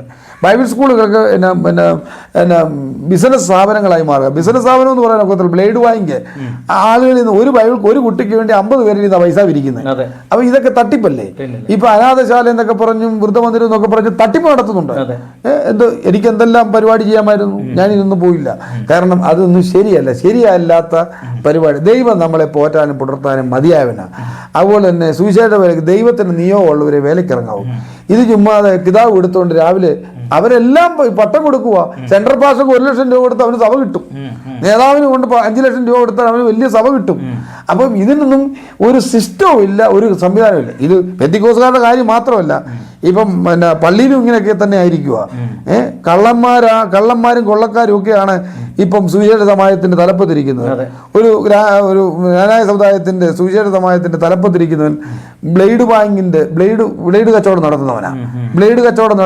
ബ്ലേഡ് ബാങ്ക് പലിശ വാങ്ങരുത്. കർത്താവേ, നിൻ കൂടാരത്തിൽ ആര് വസിച്ചിടും? നിന്റെ നിർമ്മലഗിരിയിൽ ആര് പ്രവേശിക്കും എന്നാ. പലിശ നിന്റെ ദൈവം പലിശയ്ക്ക് കൊടുക്കാത്തതിന്, പലിശയ്ക്ക് കൊടുക്കുന്നവനാണ് സുവിശേഷ സമാജത്തിൽ ആലോചിക്കുക. അവന് പൈസ ഇട്ടോടുണ്ടാക്കാം. അവൻ രാഷ്ട്രീയക്കാരനാണ്. അവൻ രാഷ്ട്രീയ പ്രവർത്തനം നടത്തി അവൻ എന്ത് ചെയ്യാം? അവന് പഞ്ചായത്ത് മെമ്പറായി കഴിഞ്ഞപ്പോൾ പ്രസിഡന്റ് ആകാൻ വേണ്ടി വേറെ പാർട്ടി കൂറുമാറി ഒളിവിൽ പോയവനാ. അവനാ സുവിശേഷ സമാജത്തിന്റെ പ്രസിഡന്റ്. അവൻ എല്ലാത്തിൻ്റെയും വിധവാ പെൻഷൻ എന്ന് പറഞ്ഞ് മരിച്ചു പോയവരെടുക്കും പൈസ വാങ്ങിയെടുക്കുന്നുണ്ട്. ഇതുപോലുള്ള തട്ടിപ്പുകാരെയാണ് മെത്രാപ്പോലിത്തന്മാരും അവർക്കാണ് ശുപാർശ ചെയ്ത് കൊടുക്കുന്നത്. വിളിയില്ലാത്തവന് മുഴുവനും ഉപദേശിക്കുക. പിന്നെ എങ്ങനെ ഈ നാട് നന്നാകും? സുവിശേഷ ലോകം, ഇന്ത്യ സുവിശേഷീകരിക്കേണ്ട ആവശ്യമാണ്. പാപത്തെ പച്ചവെള്ളം പോലെ വലിച്ചു കുടിക്കുന്ന ആയിരക്കണക്കിന് ആളുകൾ നരകത്തിലേക്ക് നീങ്ങിക്കൊണ്ടിരിക്കുക. അവരെ ദൈവരാജ്യത്തിലേക്ക് കൊണ്ടുവരേണ്ട വലിയ ദൗത്യം നമുക്കുണ്ട്.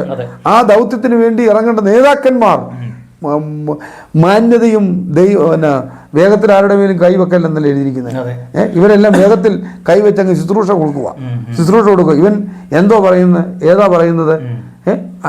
2 അന്യഭാഷയുണ്ട്. 2 അന്യഭാഷ. ഈ കള്ളപ്രവചനങ്ങൾ, ഇന്നത്തെ കള്ളപ്രവചനങ്ങളാണ് പലയിടത്തും. അവന് ആലോചിച്ചൊരു കള്ളപ്രവചനം, ഒരു പ്രവചനം 2 വാക്കടിച്ചു കഴിഞ്ഞാൽ കള്ളപ്രവചനം നടത്തിയ എത്ര കള്ളപ്രവാചകന്മാർ വഴി എത്ര കുടുംബങ്ങൾ നശിക്കുന്നുണ്ടെന്നറിയാവോ? വ്യാജ പ്രവാചകന്മാര് ഇവിടെ അങ്ങ് നിറഞ്ഞു നിൽക്കുക, നിറഞ്ഞാടുക. ഇവരെയൊക്കെ നിയന്ത്രിക്കേണ്ട ഒരു കാലഘട്ടം കഴിഞ്ഞു. അതുപോലെ തന്നെ കള്ളപ്രവാചകന്മാർ ഇതിനകത്ത് ഒത്തിരിയുണ്ട്. വ്യാജ അന്യഭാഷകൾ, ഒരു ജെയിംസ് ജേക്കബ് എന്ന് പറയുന്നൊരു പാസ്റ്റർ പറഞ്ഞതാണ്. ഒരു ബൈബിൾ കോളേജ് അദ്ദേഹം നടത്തുന്നുണ്ടായിരുന്നു. അദ്ദേഹം നടത്തുന്ന ബൈബിൾ കോളേജ് ഇപ്പോൾ 50 പിള്ളേരുണ്ടായിരുന്നു. ആ പിള്ളേർക്കെല്ലാം അന്യഭാഷയുണ്ട്. ഒരു പയ്യന് മാത്രം, അവൻ പരിശുദ്ധനാണ്, അവന് അന്യഭാഷയില്ല. അവനെ എല്ലാവരും കുറ്റപ്പെടുത്തി. ഇവന്മാരെല്ലാം മഹാഭാവം ചെയ്യുന്നത്. ഈ അന്യഭാഷ പറയാത്തവൻ ഒരു ഭാവം ചെയ്യുന്നില്ല. അവനൊരു ദിവസം വിചാരിച്ചു, എല്ലാവരും എന്നെ കുറ്റപ്പെടുത്തും. ഒരു ഉപവാസ പ്രാർത്ഥന 3 ദിവസം നടക്കുക. അവന് ഇങ്ങനെ ഇരുന്നിട്ട് മേനെ തെക്കേ ഉപർസി എലി ലമ്മ ശബക്താനി എന്നവൻ സ്പീഡിലങ്ങ് പറഞ്ഞു. അപ്പോൾ ഇവരോർത്ത് അന്യഭാഷയായിരിക്കുന്നു. അവരെല്ലാം കൂടെ ഒരു ഉദ്ദേശി ഒരു തലക്കൈ വെക്കുന്നു. എൻ്റെ പ്രാർത്ഥന ദൈവം കേട്ടു. ആകപ്പാടെ ബഹളം, ഓരോരുത്തർ സാക്ഷി പറയുന്നു. അത്ഭുതം നടന്നെന്ന്. ഏതായാലും ജെയിംസ് ജേക്കബ് എന്ന് പറയുന്ന ഈ ജീസസ് ഫോർ ഇന്ത്യയുടെ നേതാവ് അടുത്ത് വിളിച്ചിരുത്തിട്ട് ചോദിച്ചു, അവനെ രഹസ്യമായിട്ട് വിളിച്ചിരുത്തി ചോദിച്ചു, മോനെ നീ എന്താ പറഞ്ഞേ? നിനക്ക് ശരിക്കും അന്യഭാഷ കിട്ടിയാണോ? എൻ്റെ അല്ല, ഈ കള്ളന്മാരാ മൊത്തം. ഇവന്മാർ എന്നെ എപ്പോഴും കുറ്റപ്പെടുത്തും. ഇവന്മാർ ചെയ്യുന്ന പാവം ഞാനൊരു പാവം ചെയ്യുന്നില്ല. എനിക്കിത് അന്യഭാഷ ഇല്ലെന്ന് പറഞ്ഞ് എന്നെ കുറ്റപ്പെടുത്തുക. അതുകൊണ്ട് ഞാൻ തീരുമാനിച്ചു, മേനെ തെക്ക് കുറച്ച് എന്നായിരുന്നു എഴുത്ത് എന്ന് പറഞ്ഞാൽ അതിൻ്റെ അർത്ഥം ഞാൻ നിന്നെ തൂക്കി നോക്കി കുറവുള്ളവനായി കണ്ടിരിക്കുന്നു. ദൈവമേ, ഞാൻ കുറവുള്ളവനാണേ എന്നാ ഞാൻ പറയുന്നത്. സ്പീഡിൽ അങ്ങ് പറഞ്ഞെന്നേ ഉള്ളെന്ന് പറഞ്ഞു. ഏലി ലമ്മ ശബക്താനി എന്ന് പറഞ്ഞു. എൻ്റെ ദൈവമേ നീ എന്നെ കൈവിട്ടതെന്ത്? ഇതേ ഞാൻ പറഞ്ഞുള്ളൂ.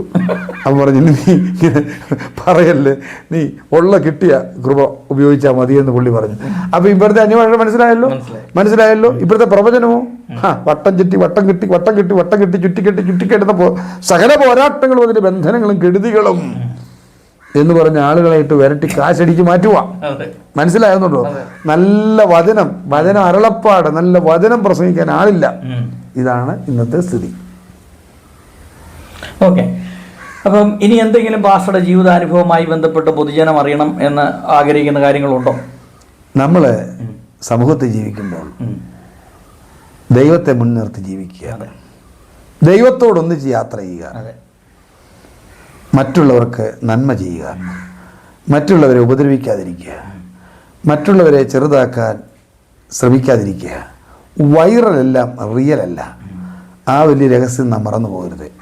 ഇന്ന് മാധ്യമ ലോകം അനേക ആളുകളെ ഉപദ്രവിക്കുന്ന ഒരു കാലഘട്ടമാണ്.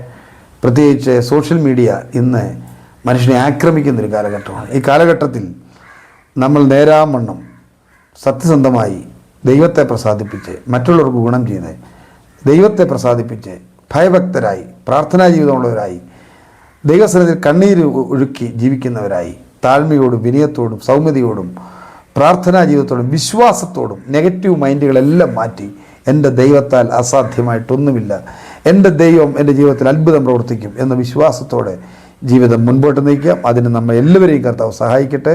ഗോസ്പൽ TV എന്ന ഈ മഹത്തായ പ്രസ്ഥാനം, അതിന് നേതൃത്വം നൽകുന്ന ഏറ്റവും ബഹുമാന്യനായ ആദരണീയനായ കർത്തുദാസൻ, ആയിരക്കണക്കിന് ആളുകളെ ഇൻ്റർവ്യൂ ചെയ്ത് ക്രൈസ്തവ മണ്ഡലത്തെ ലോക ജനശ്രദ്ധയിൽ എത്തിക്കുന്ന പ്രിയപ്പെട്ട പാസ്റ്റർ സാജു അവരുകളെ പ്രത്യേകം അഭിനന്ദിക്കുന്നു.